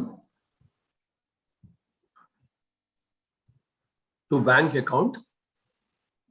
Cash out no. 18,000. 20 lakh 80,000. 18,000. Next, 31st December. ಎಲ್ಲ ಸೆಲೆಕ್ಟ್ ಆಯ್ತೇನೆ. ಜಾಗ ಇಲ್ವಾ ನಿಮ್ಗೆ? ಅಲ್ಲಿ ನಿನ್ನ ಮದುವೆ ಕಾರ್ಡಲ್ಲಿ ಪ್ರಿಂಟ್ ಮಾಡು ಲಾಸ್ಯ ವರ್ಸಸ್ ಹೊಂಗಪ್ಪ. ಲಾಸ್ಯನಲ್ಲಿ ವಿದಿನ್ ದ ಬ್ರಾಕೆಟ್ ಬರೆಯಬೇಕು ಜಾಗ ಇಲ್ಲ ಅಂತ. ಲಾಸ್ಯ ಯಾನೆ ಅಂತ ಮೊನ್ನೆ ಒಬ್ರು ಹಾಗೆ ಬರೆದಿದ್ದಾರೆ. ಏನು Srivatsa weds Pavithra or Deepa ಅಂತ. I am serious. Invitation card ಅಲ್ಲಿ ಅಂದ್ರೆ ನೀವಲ್ಲ, ನೀವು ದೀಪ ಟೀಚರ್ ತಗೊಬೇಡಿ. ಅದು ಆಕ್ಚುಲಿ ಏನ್ ಗೊತ್ತು, ನಿಜವಾಗ್ಲು ಇನ್ವಿಟೇಷನ್ ಇದರಲ್ಲಿ ಅಲ್ಲಿ entrance of the marriage Pavitra or Deepa ಅಂತ. ಆಕ್ಚುಲಿ ಏನ್ ಗೊತ್ತಾ, ಅವಳಿಗೆ ಇನ್ನೊಂದು ಹೆಸರಿತ್ತು ಪವಿತ್ರಗೆ, ಪವಿತ್ರ ಅಥವಾ ದೀಪ ಅಂತ. So some people may get confuse with the name ಅಂತ ಆಗಿದೆ. ಬಟ್ ಉಳಿದವ್ರು ನಮ್ಮಂತವ್ರು ಏನ್ ಅಂದ್ಕೋತಾರ, ಓ ದಿಸ್ ಆರ್ ದಟ್, ಯಾರು ಮದುವೆ ಬೇಗ ಬರ್ತಾರೆ ಅವ್ರ ಮದುವೆ ಆಗೋದಂತ ಅಲ್ವೇನ್ರ. ಕೆಲವೊಂದು 6:45 ಕ್ಲಾಸ್ 7 ಗಂಟೆ ಬಂದಿದ್ದಾರೆ, ಅವ್ರಿಗೆ ಮದುವೆನೇ ಆಗಲ್ಲ. ಯಾಕಂದ್ರೆ ಪೂಜಾರಿ ಮಗ ಎತ್ತಾಕೊಂಡು ಹೋಗ್ತಾನೆ ಅಲ್ವೇನ್ರ. ಅದಕ್ಕೆ ಬೇಗ ಟೈಮಲ್ಲಿ ಬರ್ಬೇಕು. ಇಲ್ಲಿ ಹರಿಶಿಕಾ ಮೋಹನ್ ಏನಮ್ಮ ಬರೀ ಏನೊಂದು ಬರೆದ್ರಿ. ಏನ್ ಬರೆದ್ರಿ? December. 31st December. Yeah. 31st December. Entry. Bank account. 31st December. Who is holding the investment? Navya. Bank account debit to interest, which is a bracket income account. 1 lakh. Bank account debit to interest, which is a bracket income account. 20 lakh into 12/100 into 6/12 months. Correct? 20 lakh into 12/100 into ಅವಳಿಗೆ ಹಿಂಗ್ ಬಂತು 1 lakh 6/12 month. Bike ಬಂದಾಗ ಪಡ್ಕೊಂಡು ಅವಳು mostly 20 lakh into 12% ಎಷ್ಟೇ ಬರುತ್ತೆ? 1 lakh. 1,20,000. 1,20,000. ನೀನು 1 lakh ತಾನೆ ಪಡ್ಕೊಂಡಿದ್ದು. So now 4 months 20,000. 6 months 1 lakh. Bank account debit to interest, which is the bracket income account. 20 lakh into 12/100 into 6/12 months. ಎಷ್ಟು? 1,20,000. Connect 1,20,000 credit and previous entry, how much debit? 80,000. 80,000. Connect. Therefore, net interest income taken to P&L 40,000. 40,000. That is interest for 2 months. She is the owner only for 2 months. No one can make profit without being in existence. So that is interest for 2 months. That is 20 lakh into 12 by 100 into 2 by 12 months. Correct, alva? Yes, sir. November, December only, Navya is the owner. She should get only 2 months. What entry? Interest income to P&L account. Interest income account debit to P&L account is to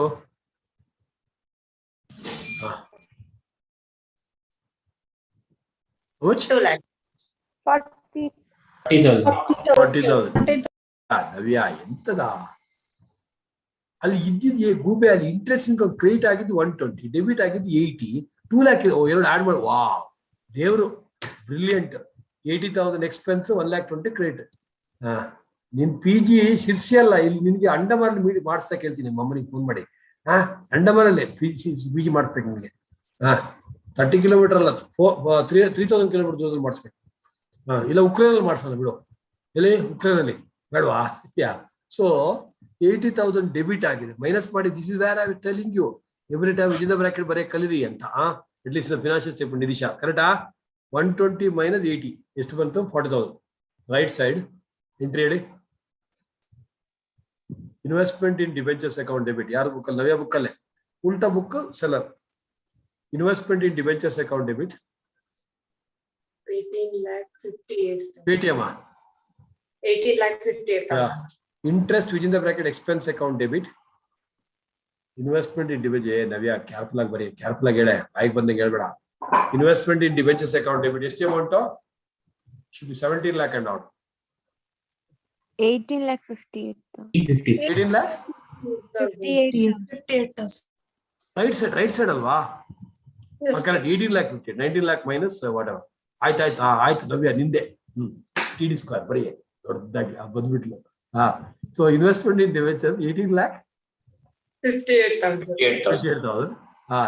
interest with in the bracket expense account ಹೇಳು 80,000. To bank account 19,38,000.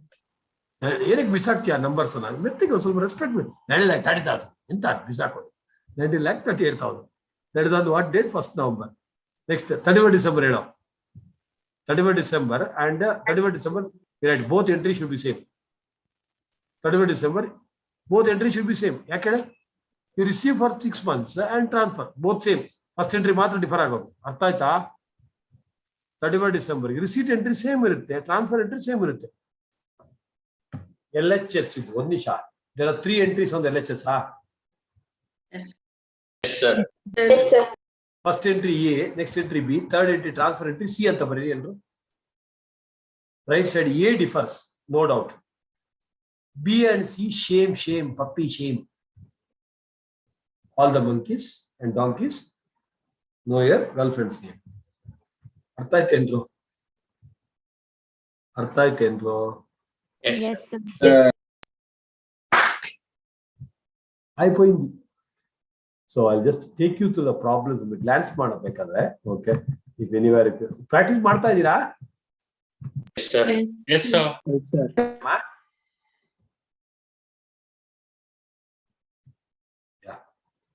So quickly whatever we discussed in the last accounting standard related problems we discussed, I hope you discussed worked out some more problems ಅಂತ ಅಂದ್ಕೊಂಡಿದ್ದೀನಿ ಮಾಡಿದೀರಾ Yes, sir. Okay, now all of you take your material, keep your material ready. So text on 10 to 15 minutes, sir. So glance ಮಾಡಿ so that I'll make your another 1.5-2 days also further easy. Right. So page number 62. Print out ತೆಗೆದಿಲ್ವ ಇನ್ನು ನವ್ಯ ಯಾರಿಗೆ ಕೈಯೋದು ಇಲ್ಲ ಅವರು ಹಾ sir print out ತೆಗಿಲಿಕ್ಕೆ ಅಂಗಡಿ ಕೊಟ್ಟಿದ್ದೆ sir ಇನ್ನೂ ವಾಪಸ್ಸೇ ಮಾಡಿಲ್ಲ ಅವರು ಅವಳಿಗೆ ಹೇಳ್ಬೇಕಾಗಿತ್ತು ನಾನು ಅಡ್ರೆಸ್ ಕೊಟ್ಬಿಟ್ಟು ಶೆಟ್ಟಿ ಸರ್ ಹತ್ರ ಮುಗಿಸ್ತೀನಿ ನಿನ್ಗೆ ಅಂತ okay, what is the all of you take a print out at the earliest, don't wait. What is measurement? If you recall, there are 4 principles in accounting standard. ಪಕ್ಕದಲ್ಲಿ ಬರ್ಕೊಂಡು ಹೋಗ್ತಾ ಇರಿ, ಸ್ಕ್ರಿಬಲ್ ಮಾಡ್ಕೊಳ್ಳಿ. ಮೆಟೀರಿಯಲ್ ಇದ್ದವ್ರು ಇಲ್ಲಾಂದ್ರೆ ಪೇಜ್ ನಂಬರ್ ಬರ್ಕೊಳ್ಳಿ 62 ಅಂತ ನವ್ಯ. ಮತ್ತೆ ಮೆಟೀರಿಯಲ್ ಬಂದ ಕೂಡಲೇ ಬರ್ಕೊಮ್ಮೆ ನೀಟಾಗಿ. RMPD the basic principle of account standards. ಯಾವ್ದು RMPD? Recognition, measurement, Presentation, discourse. Measurement is the process of determining the value, underline. So the different principles which are used are historical cost, the cost of acquisition price, underline. Current cost is the today's value. Realizable value is at what value you can sell it.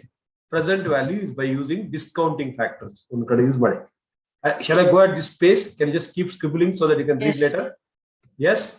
This actually I have not done it, but since there's little extra time, I thought I'll do it. Okay, now classification of non-corporate entities. So level 1 and level 2, level 3. 2 hours. Okay. Level 1, large enterprise. Level 2, stop. Level 2, medium. Level 3 is a small. Level 1, figures have been changed. Recently we corrected and I told you. The entities which are listed or in the process of listing, underline, in India or outside India. Next, BFI, boyfriend Iktinanta, banks, financial institution, insurance business. They are always level 1. Next, CBI, commercial business or industrial enterprises whose turnover exceeds 50 crores. Next, or borrowings exceeds 10 crore. Recent change agitadu hedna. Level 2 ನಲ್ಲಿ ಏನಾಗಿದೆ? Less than 50 crore, but above turnover 250 crores. 250 crores. ಇದು actually 50 crores ಇದು old ಅಲ್ವಾ? ಇದು change ಆಗಬೇಕಲ್ವಾ? ಇದ್ರೆ class ಅಲ್ಲಿ ಇದಕ್ಕೆ ಪಕ್ಕದಲ್ಲಿ ಬರೀ refer the latest caps material ಅಥವಾ ICA ಮೆಟೀರಿಯಲ್. ಇದು ಚೇಂಜ್ ನಾನು ಕೊಟ್ಟಿದ್ದೀನಿ. ಲೆವೆಲ್ 2, ಲೆವೆಲ್ 3 ಅಲ್ಲಿದೆ. ಇದೆಯಾ ನಿನ್ನ ಹತ್ರ? Refer the latest caps material bar ICA material. ನೀನು ಲಾಸ್ಟ್ ಟೈಮ್ ಹೇಳಿದಲ್ಲ, ಅಥವಾ ಸ್ಟಡಿ ಮೆಟೀರಿಯಲ್ ಯಾರು ಇದ್ರೆ ನೋಡ್ಬಿಟ್ಟು ಹೇಳಿ. Okay, and then you tell me what. Now go ahead. The caps material page ಇದೆಯಲ್ಲ, ಸ್ಟಾರ್ಟಿಂಗ್ ಹೇಳಿ, ಈಗ ಹೇಳಿ. ಸ್ಟಾರ್ಟಿಂಗ್ ಅಲ್ಲಿ level 2 is greater than 50, less than 250. ಅಷ್ಟೇ. And what about level 1? Level 1 how much? Should be 250 now. Level 1? So all of you do one thing, write down, because next time level 2 ಕೇಳಿದ್ರೆ so ಇದು ಇಲ್ಲಿ ಇದು ಮಾತ್ರ change. ಯಾವುದು?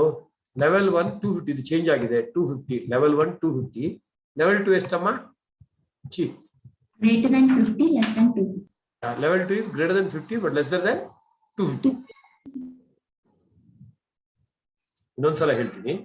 Level 1 ಇದ್ದು turn has become 250. Level 2 turnover is greater than 50 but lesser than 250. Next, borrowings. ಇಲ್ಲಿ ಬರೀರಿ borrowings. Level 1 ಎಷ್ಟು? Greater than 50. Greater than 50. Level 2? Greater than 10, less than 50. Greater than 10 and lesser than 50. ಅರ್ಥ ಆಗ್ತಾ ಇದೆಯಾ? Go through ಮಾಡಿ ಅದು ನೋಡಿ. Jan 21 ಕೇಳೋರೆ ಎಕ್ಸಾಮ್ ಅಲ್ಲಿ, ವೆರಿ ರೇರ್ಲಿ ಆಸ್ but important. Qualitative features of financial statements: understandability, relevance, reliability, comparability, uniformity. ಒಂದು 4-5 ಪಾಯಿಂಟ್ ಬರ್ಕೊಡಿ. ಟ್ರೂ ಅಂಡ್ ಫೇರ್ ವ್ಯೂ ಇರಬೇಕು, ಹೈಲೈಟ್ ಮಾಡಿ ಎಲ್ಲ. True and fair view, materiality, disclosure, RMPD ಬರೆಯಬಹುದು. ಅದೇ RMPD ಬರೆಯೋದು ಅಕೌಂಟ್ ಸ್ಟ್ಯಾಂಡರ್ಡ್ಸ್ಗೆ, ಫಿನಾನ್ಷಿಯಲ್ ಸ್ಟೇಟ್ಮೆಂಟ್ ಇದು ಬರಬೇಕು. ಇದು ಎಕ್ಸಾಮಿನೇಷನ್ ಕ್ವಶನ್. November 20 ಒಂದು ಕ್ವಶನ್ ಈಸಿ ಟು ಸ್ಕೋರ್. ಇದರಲ್ಲಿ ಅಕೌಂಟ್ ಸ್ಟ್ಯಾಂಡರ್ಡ್ ರಿಲೇಟೆಡ್ ಕ್ವಶನ್ಸ್ ಎಲ್ಲ ಮಾಡಿದೀವಿ ನಾವು. ಮಾಡಿದೀವಾ? Accounting standards are dealt with RMPD. ಇಲ್ಲಿ ನೋಡಿ RMPD. ನೆಕ್ಸ್ಟ್, ಸೊ ಇದು AS5 ಗ್ರೂಪ್ 2 ಅಲ್ಲಿ ಇದಂಗಿದೆ ಅಲ್ವಾ? ಈಗ ಇದು ಓಲ್ಡ್ ಕ್ವಶನ್ ಇದೆ. ಇದು AS5 ಗ್ರೂಪ್ 2 ಅಲ್ವಾ? Yes sir. AS12 ಏನು? Granting the nature of promoter contribution becomes refundable, should be deducted from the capital. Answer is yes, because whatever treatment you have given earlier, it should be reversed. Alva, true or false with the reasons. I hope you are understanding. Inventory should be valued at lower of cost and selling price. Allah, you value at NRV. You know, ಅದೇ ತರ true or false question ಇದೆ. ES4 also. ES4 is group 2. Group 2 ಹೋಗಿದೆ. ಇದೆಲ್ಲ account start questions ಎಲ್ಲ we have solved it. Please go through. ಮಾಡಿದಿರಾ problems ಮತ್ತೆ ಉಳಿದಿದ್ದು? I only solved now. What I did is I took the material based on the examination wise.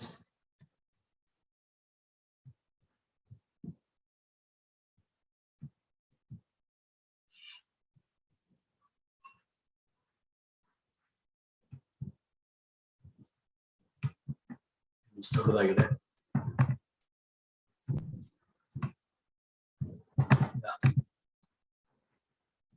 Company accounts ಅಲ್ಲಿ so RTP ಅಂದ್ರೆ revision test paper. ನಿಮ್ಮ RTP questions solve ಮಾಡ್ಕೊಳ್ಳಿ, go through ಮಾಡ್ಕೊಳ್ಳಿ. Okay, RTP remind at the end 10 minutes we'll just glance through the RTP. Can we? Yeah. So ಇದು November 21 RTP ನಲ್ಲಿ. So under what heads it comes ಅಂತ, share application money received in excess of share capital.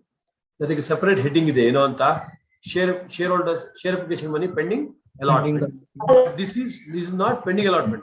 Excess of issued share capital should be shown as a current liability. ಏನು ನೋಡ್ಬೇಕು?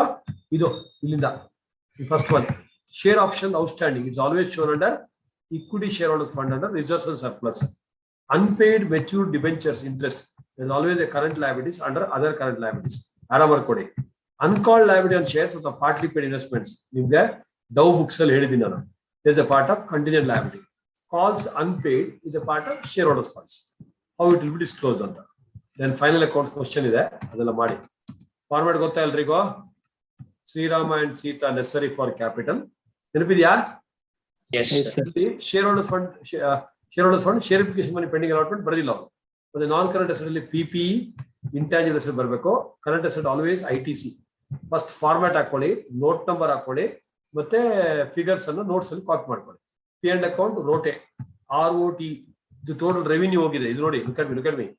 Old format ಅಲ್ಲಿ total revenue ಹೇಳಿದ್ದಾರೆ, ನಾನು new ಫಾರ್ಮ್ಯಾಟೇ ಕೊಟ್ಟಿದ್ದೀನಿ ನಿಮ್ಗೆ book ಅಲ್ಲಿ. Total income ಹೇಳ್ಬೇಕು. ಏನ್ ಹೇಳ್ಬೇಕು? Total income. ನೋಟ್ಸ್ ಅಕೌಂಟ್ ಕೊಟ್ಟಿದ್ದಾರೆ, ಅದನ್ನು ಮಾಡಿ. ದೊಡ್ಡ ಇಶ್ಯೂ ಇಲ್ಲ. ಸೊ ಇದು ಈ ಕ್ವಶನ್ಸ್ ಅನ್ನು ಸಾಲ್ವ್ ಮಾಡಿದ್ರೆ ಸಾಕಾಯ್ತು. Then capital maintenance, physical capital maintenance and financial capital maintenance, extremely important. ಅದ್ರ ಆನ್ಸರ್ ಇದ್ರಲ್ಲಿ ಇದೆಯಾ ನೋಡ್ಕೊಳ್ಳಿ. ಇಲ್ಲ ಅಂದ್ರೆ ಸಜೆಸ್ಟ್ ಆನ್ಸರ್ ಕಾಪಿ ಮಾಡಿ ರಶ್ಮಿ. ಓಕೆನಾ? ನೆಕ್ಸ್ಟ್. ಸೊ ಇಲ್ಲಿ ಇದೆ. ಓಕೆ, ಕ್ಯಾಪಿಟಲ್ ಮೇಂಟೆನೆನ್ಸ್ ಬಗ್ಗೆ answer. So basically historical cost ಅಂದ್ರೆ recording at a book value. Whereas if you are showing historical cost is nothing but book value. Okay. Whereas if you are showing at a current cost, you have to bring it to the today's cost. Or sometimes you have to use the index number, like the way we use in capital gain indexation. Okay, na redemption of preference shares gotalva, the principles within 20 years shares ella ಮಾಡೋದು.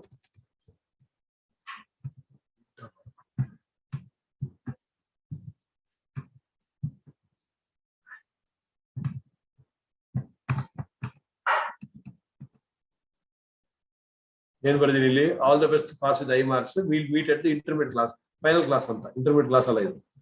This is I think single entry system ಬಗ್ಗೆ.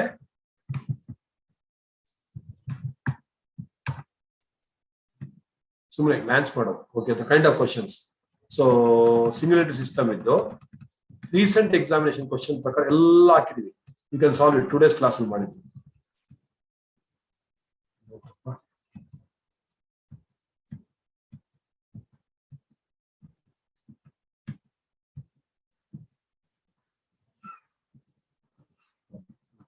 You can see that I'm just showing you the kind of questions and the way that we ask the questions. So,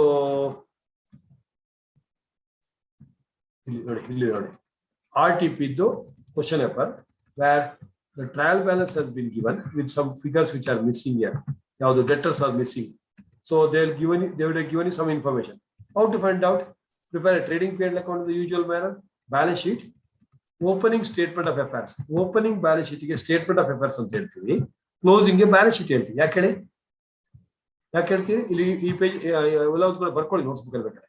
single entry ಅಲ್ಲಿ opening balance sheet is with incomplete information, ಅದಕ್ಕೆ it's called SOA.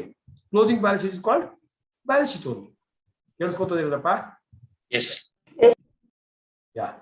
Debtors account, creditors account, cash book commonly ask ಇದೇ ತರ question. ನೋಡಿಲಿ ಇವತ್ತು ಮಾಡಿದ್ವಲ್ಲ, 20% of total sales and 20% of purchase in cash, of the debtor sum of so and so. Similar adjustment is only debtors missing it. Debtors and creditors both are missing.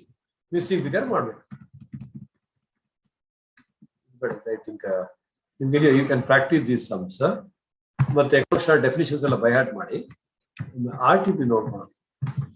Then late ಆಗ್ತಾ ಇದೆಯಾ?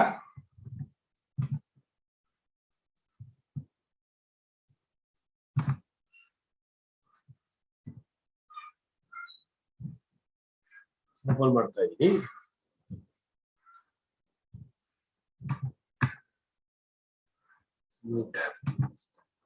ICAI exam apply ಮಾಡಿದ್ರಪ್ಪ ಎಲ್ಲರೂ? Yes, sir. Yes, sir. You have told your friends also to apply alva? Yes, sir. Yes. Some of them may be literally sleeping. But old batch students also should attend. Anyway, accounts any agoyto. Next subsequent classes will be doing lot of additional things. Adakoskara attend madagala. And income tax will be doing 4-5 classes. Revision test paper ekkada undi?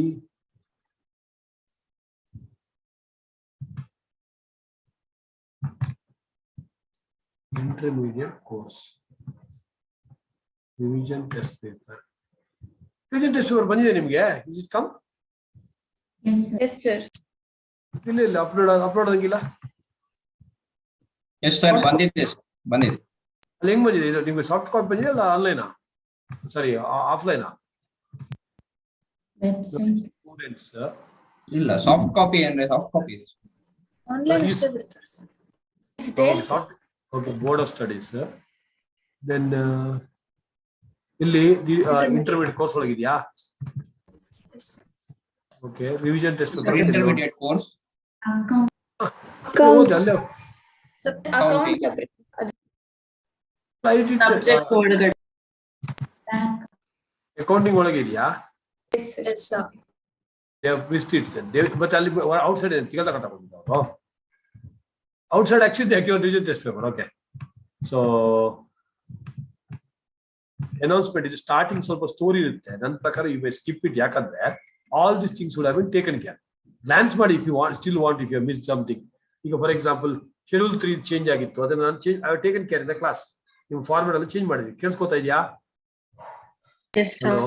Hello SME just ನಾವು last class ಅಲ್ಲಿ dictate ಮಾಡೋದು ಇವತ್ತು just ನಾವು mention ಅಲ್ವಾ what is turnover limit ಎಲ್ಲ ಅದೇ ಅದರ ಬಗ್ಗೆ ಮೆನ್ಷನ್ ಆಗಿದೆ.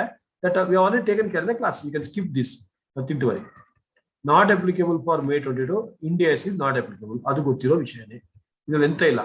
ಇನ್ಕಮ್ ಟ್ಯಾಕ್ಸ್ RTP ಮಿಸ್ ಮಾಡಕ್ಕೆ ನೀವು I will be taking one special session on this. Look at this. Following is the balance sheet of delta limited. They are given A trial balance. Suspense account ಬೇರೆ ಇದೆ. ಕಾಣಿಸ್ತಾ ಇದೆಯಾ? Suspense account is 10. So additional information they are given. Authorized capital, company revalued the land at 9,60,000. Land, be careful. Land actual revaluation is the land 800. It is 960. It is rupees in 1,000. Are you able to see the figures, Baba?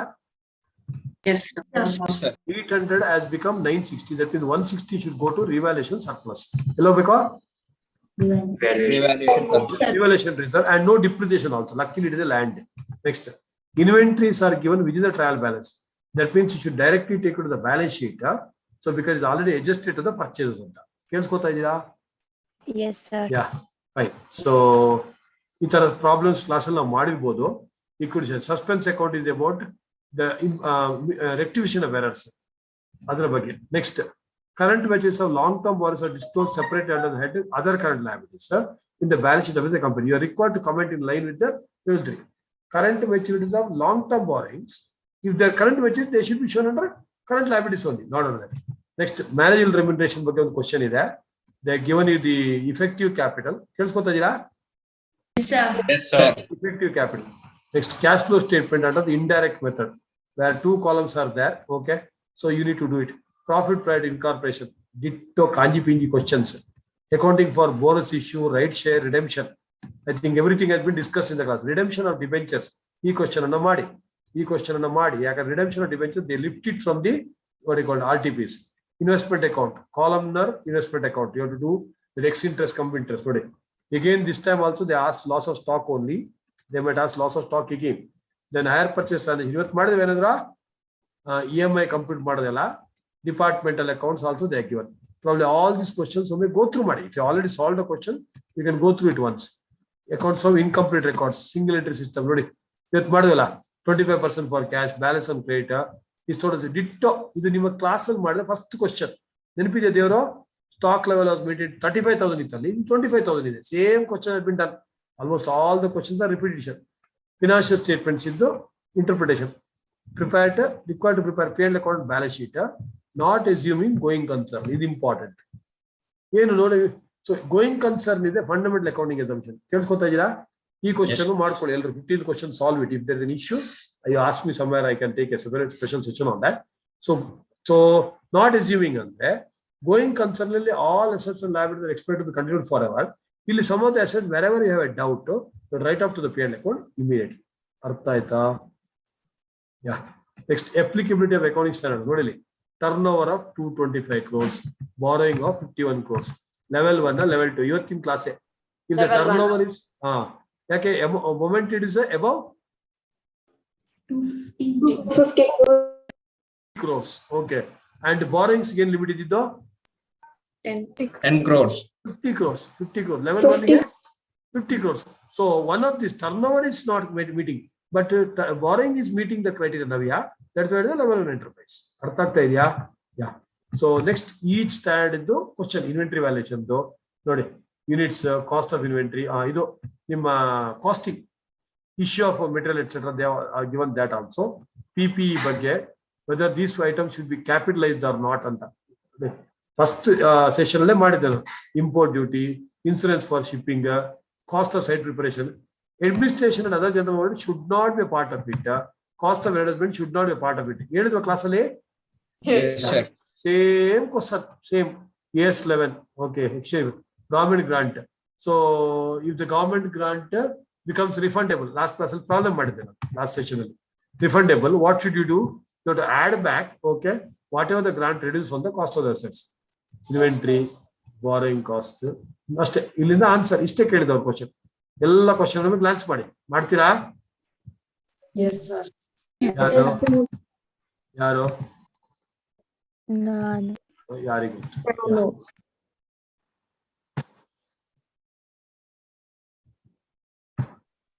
Sir. Accounts 1, be the master of accounting standards, small questions. Whatever the caps theory, don't read anything other than the caps material. That to revision material reasonably exhaustive ಇದೆ. Anything which you think from the regular class also you have to update, you update it. Point 1. Point 2, problems of accounting standard. All the recent exam questions, I think 3 to 4 question paper I have only done in the first revision class, and all the earlier examination questions also solve it. Second point, be careful with some of the account standards shifted from group 1 to group 2. Like for example, AS5, you could have seen in some November ending question, but has been shifted to group 2. AS22 was earlier here, it has been shifted to group 2. That you take care. Next, account standards are 22 out of 20 baratar irbeku. Specific questions on account standard like AS3 cash flow statement, separately apart from that, investment account, that also be the master, alle 30 marks bantu. Then single entry system is a compulsory question. So bonus issue, by what you call the preference shares, all these easy questions to score. Adana full master madi. Then while selecting the questions also in the examination, select that question which is easy and less time consuming. Some of the questions will be high time consuming. Don't select that. You keep it at the last unless it's the first question. I told you to start with the 6th question or first question in accounts. Okay, 6th question because you have a choice there. And first question and solve. Yes, 100% nobody can be perfect. Nobody can complete. Okay, so I don't want to take a risk of asking how many of you complete whatever we discuss. So whatever we discuss in the first day, at least around 60%, 70% you have completed. Account stats have you completed? Yeah. Next, still you have got another 1.5 days. Okay. So the plan of action is 1.5 days, 2.5 days. 2.5 days you have, Tuesday, Wednesday, Thursday. Okay, good planning. So 2.5 days you have. Whatever missing on that first ulta badi. Whatever I discussed today, you can just cover it up today and tomorrow. You know, time is salpa. Okay, so cover tomorrow and day after tomorrow. If something is left out from the first day revision, you can cover up that and close it. And Thursday, 1:35, we'll release the question paper. Okay, in the WhatsApp. 1:45 to 2 o'clock. Be honest to yourself. And office going people who are November 22 people, you can write in the evening if you want. Okay, is May 22 people compulsorily must write. Okay. Office going people who are May 22 or November 22, cover up in the evening. In the evening, cover up. Okay. So 1:45 to 2 o'clock writing. Then Thursday, alva. Okay. So Thursday I will join you for evaluation. 5:15 I'm reasonably free answer. I'll join you for evaluation. So I'll share the paper at 5:15. We'll have a Zoom meeting. Iday meeting. Nothing is mentioned. This is Zoom ID password for all of you. Artha aita? So half an hour we'll have evaluation. So matte relax and chill. Then 7 o'clock you have a law revision. And trust me, 90% you will cover also. With good pace, you will be able to do 120 marks into 90% is 108. 100 is enough. Okay. And you can still get 100. Smart work ಸ್ವಲ್ಪ ಮಾಡ್ಕೊಂಡಿದ್ದೀರಾ ನೋಡಿ. Revision. Istu revision ನಾನು ಯಾವ batch ಇಷ್ಟು ಮಾಡಿ last 7:30 to I think 12:30. How many hours we did? Break ಕೊಟ್ಟಿದ್ವು. Tiffin break ಕೊಟ್ಟು ಮೇಲೆ half an hour break ಅನ್ಕೊಳ್ಳಿ. ಅಲ್ವೇನೆ ಕೊಟ್ಟಿಲ್ವೇನೆ ನಾನು 5 ಇಲ್ಲೊಂದು 8 3. So around 8 hours. 8 hours ಅಂದ್ರೆ ಇಡೀ ಸಿಲೆಬಸ್ ಕವರ್ ಆಗೋಯ್ತು. Okay. At least you are able to recall the provisions reasonably what we discussed. And today it went on very smoothly. So RTP ಎಲ್ಲ ಮಾಡ್ಕೊಳ್ಳಿ ಬರ್ಕೊಳ್ಳಿ. So the plan of action now is whatever happened today, cover it up immediately today, tomorrow, so that you will be able to finish faster. Whatever pending of the first day revision, cover up on maybe Wednesday, Thursday maximum. Thursday, at least Thursday morning, you can keep it for RTP. RTP, all the questions, just practice or go through Madi. And 1:45, sit and write. 2 o'clock, you start writing. 1:45, decide which question you have to select. First question or sixth question. Choice okay. Then 2 o'clock to 5 o'clock, right? Be honest, 5 o'clock is stop. 5 o'clock, 5:15, 10 minutes alert join for evaluation. And I will only be coming, okay? I'll be getting this same Zoom ID password. We don't mention about it and come. Right. Next, in the plan of action for the next, students, why they are not attending class, I really don't understand. Okay. Tell them to attend if you know them. ಈಗ ಶ್ರೇಯಾ ಬಂಡರ್ ಅವರು ಏನಕ್ಕೆ ಬರ್ತಾ ಇಲ್ಲ? ಕೆಲವರು ನಾನೇ personal ಆಗಿ ಹೇಳಿದ್ದೆ. ಅವರು ಇರ್ಲಿ ಬಿಡಿ. ನೀವು ಯೂಟ್ಯೂಬ್ ಅಲ್ಲಿ ಕವರ್ ಮಾಡ್ತಾ ಇದ್ದಾರೆ. Poster release ಮಾಡಿದ್ವಿ and share with everyone whoever wants to look at this.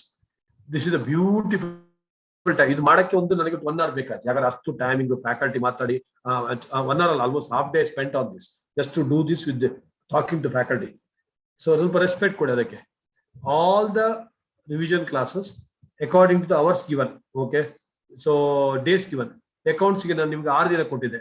From 12th to 17th 6 days ಆಗುತ್ತೆ. So Thursday ಕರೆಕ್ಟ್ ಆಗಿ ನೋಡ್ಕೊಳ್ಳಿ ಮತ್ತೆ ಮಿಸ್ ಮಾಡ್ಕೋಬೇಡಿ. So your mock test is here. ಕಾಣಿಸ್ತಾ ಇದೆ ದೇವರಿಗೆ? ನೀವು ರಿಲೀಸ್ ಆಗಿದೆ ತಾನೆ? Yes, sir. Accounts mock test is on 17th March, Thursday. What is the mock test time? ಇಲ್ಲಿದೆ 1:45 to 5.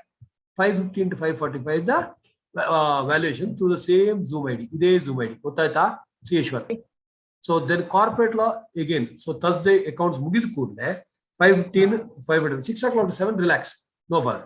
7 o'clock, sir will start what you call law. 7 to 9:40 with a 10-minute break. Again, law. Very important. Only law because sir is busy on Friday. So Saturday morning is like the way we did accounts. This Saturday morning, 17th and 19th. ಕಾಣಿಸ್ತಾ ಇದೆಯಾ? And 19th morning ಅಂತ highlight ಮಾಡಿದೀನಿ. 19th morning 7 PM. ಇನ್ನು ಏನ್ ಮಾಡೋದು ನಾನು? ಇನ್ನು ಸ್ವಲ್ಪ ದೊಡ್ಡದು ಮಾಡ್ತೀನಿ. ಕೆಲವೆಲ್ಲ ಕಣ್ಣು ಹೋಗ್ಬಿಟ್ರೆ ಕಷ್ಟ. ಎಲ್ಲ ಆಯ್ತಿದ್ದು ದೊಡ್ಡದು ಮಾಡಕ್ ಆಯ್ತಾ? ಆಯ್ತು. ಕಾಣಿಸ್ತಾ ಇದೆಯೇ? ಲಾಸ್ಟ್ ಈಗ ಕಾಣಿಸ್ತಾ ಇದೆಯಾ? Yes, sir. So everybody, and very important, only for that session, ID is different. Only for today, 19th March. Where ಎಲ್ಲದಕ್ಕೂ same Zoom ID password. Are you clear? Yes. One extra point. Then law ಆದ ಕೂಡಲೇ revision. Sorry, law mock test on 22nd March. Same timings. 22nd March ಆದ ಕೂಡಲೇ 22nd March ಗೆ costing will be starting revision. Are you understanding? This is the way. We have beautiful plan. No institute in the world probably would have taken so much of pain and pleasure, okay, to do this. And very important, advanced accounting is on matra. Instead of 6:30, it started at 8:15 because we have got multiple class on that day. Adakkoskara 8:15 to 9:45 will start. Madhyana accounts exam irutte adina. Keliskota idira? Taxation exam agi. Then you can start reading taxation or whatever. Adina matra 8:15. Keliskota idira? Yes, sir. Then Sunday and Monday, 3 days we'll be doing it. 3 days we'll be doing it. Then again, everything goes in the same beautiful fashion. I requested all the best of the best faculties to join and enjoy education. Okay, na? It is open to all. Everybody, revision class ಅಲ್ಲೇ cover ಮಾಡಿ. ಯಾರು old batch ಒಂದು 3 ವರ್ಷ sir ಇಷ್ಟೆಲ್ಲ ಇದ್ರೆ ನಾವು ಹಿಂಗ್ pass ಆಗ್ತಾ ಇದ್ವಿ ಅಂತ ಏನ್ ಮಾಡೋದು? ಆಗ ಏನು ಬೇರೆ ಮಾಡ್ತಾ ಇದ್ವಿ. ಈಗ ಈ ತರ thanks to the unfortunate pandemic online has got given some extra opportunities. ಮುಗಿಸ್ಕೊಳ್ಳಿ 100% ಆಗತ್ತೆ.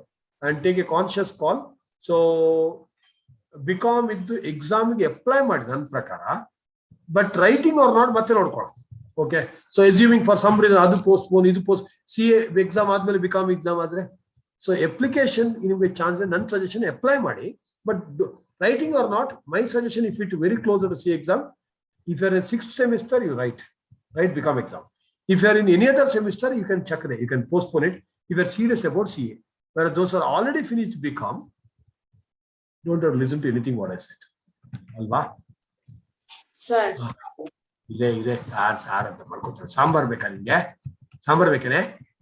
ಏನ್ ಬೇಕು? ಸಾಂಬಾರ್ ಬೇಕಾ? Doubt it. ನನಗೆ ನನ್ನ ಡೌಟ್ ಮುಗಿಸ್ಕೋಬೇಕಲ್ಲ ನಾನು. ನೋಡಿ ಇದನ್ನು ಮುಗಿಸ್ಕೊಬಿಡಿ. ಯಾಕಂದ್ರೆ ಕೆಲವರೆಲ್ಲ ಒಬ್ಬ ಲೇಟ್ ಆಗುತ್ತೆ 9:30 ಮುಗಿಸ್ಬೇಕಂತ ಹೇಳಿದಲ್ವಾ. ಓದು, ನೀನು ಓದಿ, ಜೋರಾಗಿ ಓದಿ, ನೀನೇ ಓದು. ಪರ್ಫೆಕ್ಟ್ ಅಮ್ಮ ಇರ್ಬೇಕಾಗಿತ್ತು. I missing your mom. ಓದು. ಅರ್ಜಿ ಒಂದನ್ನು ಭರ್ತಿ ಮಾಡುತ್ತ. ಅಪ್ಪ, ಪರ್ಮನೆಂಟ್ ಐಡೆಂಟಿಫಿಕೇಶನ್ ಮಾರ್ಕ್ ಅಂತ ಇದೆ, ಏನಂತ ಬರೀಲಿ? ಅಪ್ಪ, ಎಡಗೈಲಿ ಮೊಬೈಲ್ ಅಂತ ಬರೀಲಿ. ಅದು ಕೋಇನ್ಸಿಡೆಂಟ್ ಆಗಿ ನಿನಗೂ ಸಿಕ್ತು ನೋಡು. ಕರೆಕ್ಟ್ ಅಲ್ವಾ? Permanent identification mark Swapna. So in an application they are asking permanent identification mark, what should I fill ಅಂತ. I am taking emergency leave. So Sapna, can you hear? Yes sir. Yeah, permanent identification mark. What is the permanent identification mark of later? Mobile on the left side always. There is a permanent identification mark, no? With everybody. Understood? Yes sir. Okay, this one again, Ode, Navya. ಹೆಂಡತಿ. ಅದೃಷ್ಟವಂತರಿಗೆ English ನಲ್ಲಿ ಏನನ್ನುತ್ತಾರೆ? ಗಂಡ. Unmarried ಅನ್ನುತ್ತಾರೆ. ಗೊತ್ತಾಯ್ತಾ? ಇದು ತೋರಿಸ್ಬೇಕು, ಉಳಿದೆಲ್ಲ ಆಗಿರ್ಬೇಕು ನಿಮ್ಗೆ. ಇದು ಒಂದು ರಿಸಲ್ಟ್ ಬಂದಿದೆ. ಇದು ಓದಿದ್ನಾ? ನಾವು ಬಹು ಮಿಲ್ ರಯ್ಯ, ನಾವು ಬಹುಮತ್ ಮಿಲ್ ರಯ್ಯ ಅಂತ. ಅವನ್ ಪಾಪ ಅವನಷ್ಟೇ, ಅವನ್ ವೇಸ್ಟ್ ಫೆಲೋ, ಬಿಟ್ಟಾಕಿ. ಬೇಡ, ಟೈಮ್ ಪಾಸ್ ಇಲ್ಲ. ಇದು ಓದಿದ್ನಾ? ಇದು ಹೇಳಿದ್ವಾ? Beautiful by Sadhguru. If you go to a tea shop anywhere, India is full of tea shops, okay? If you go to your tea shop, the guy who's selling tea, making probably 50-100 cups of tea in a day, that's his job. He will tell you how Prime Minister should function. And he knows. He knows. He has, yes. No, he knows. Yes. And he not only knows that, if you know some cricket, Yes.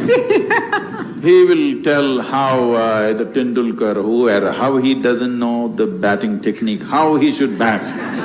All right? He will has advice for everybody. Only problem is he doesn't know how to make good tea.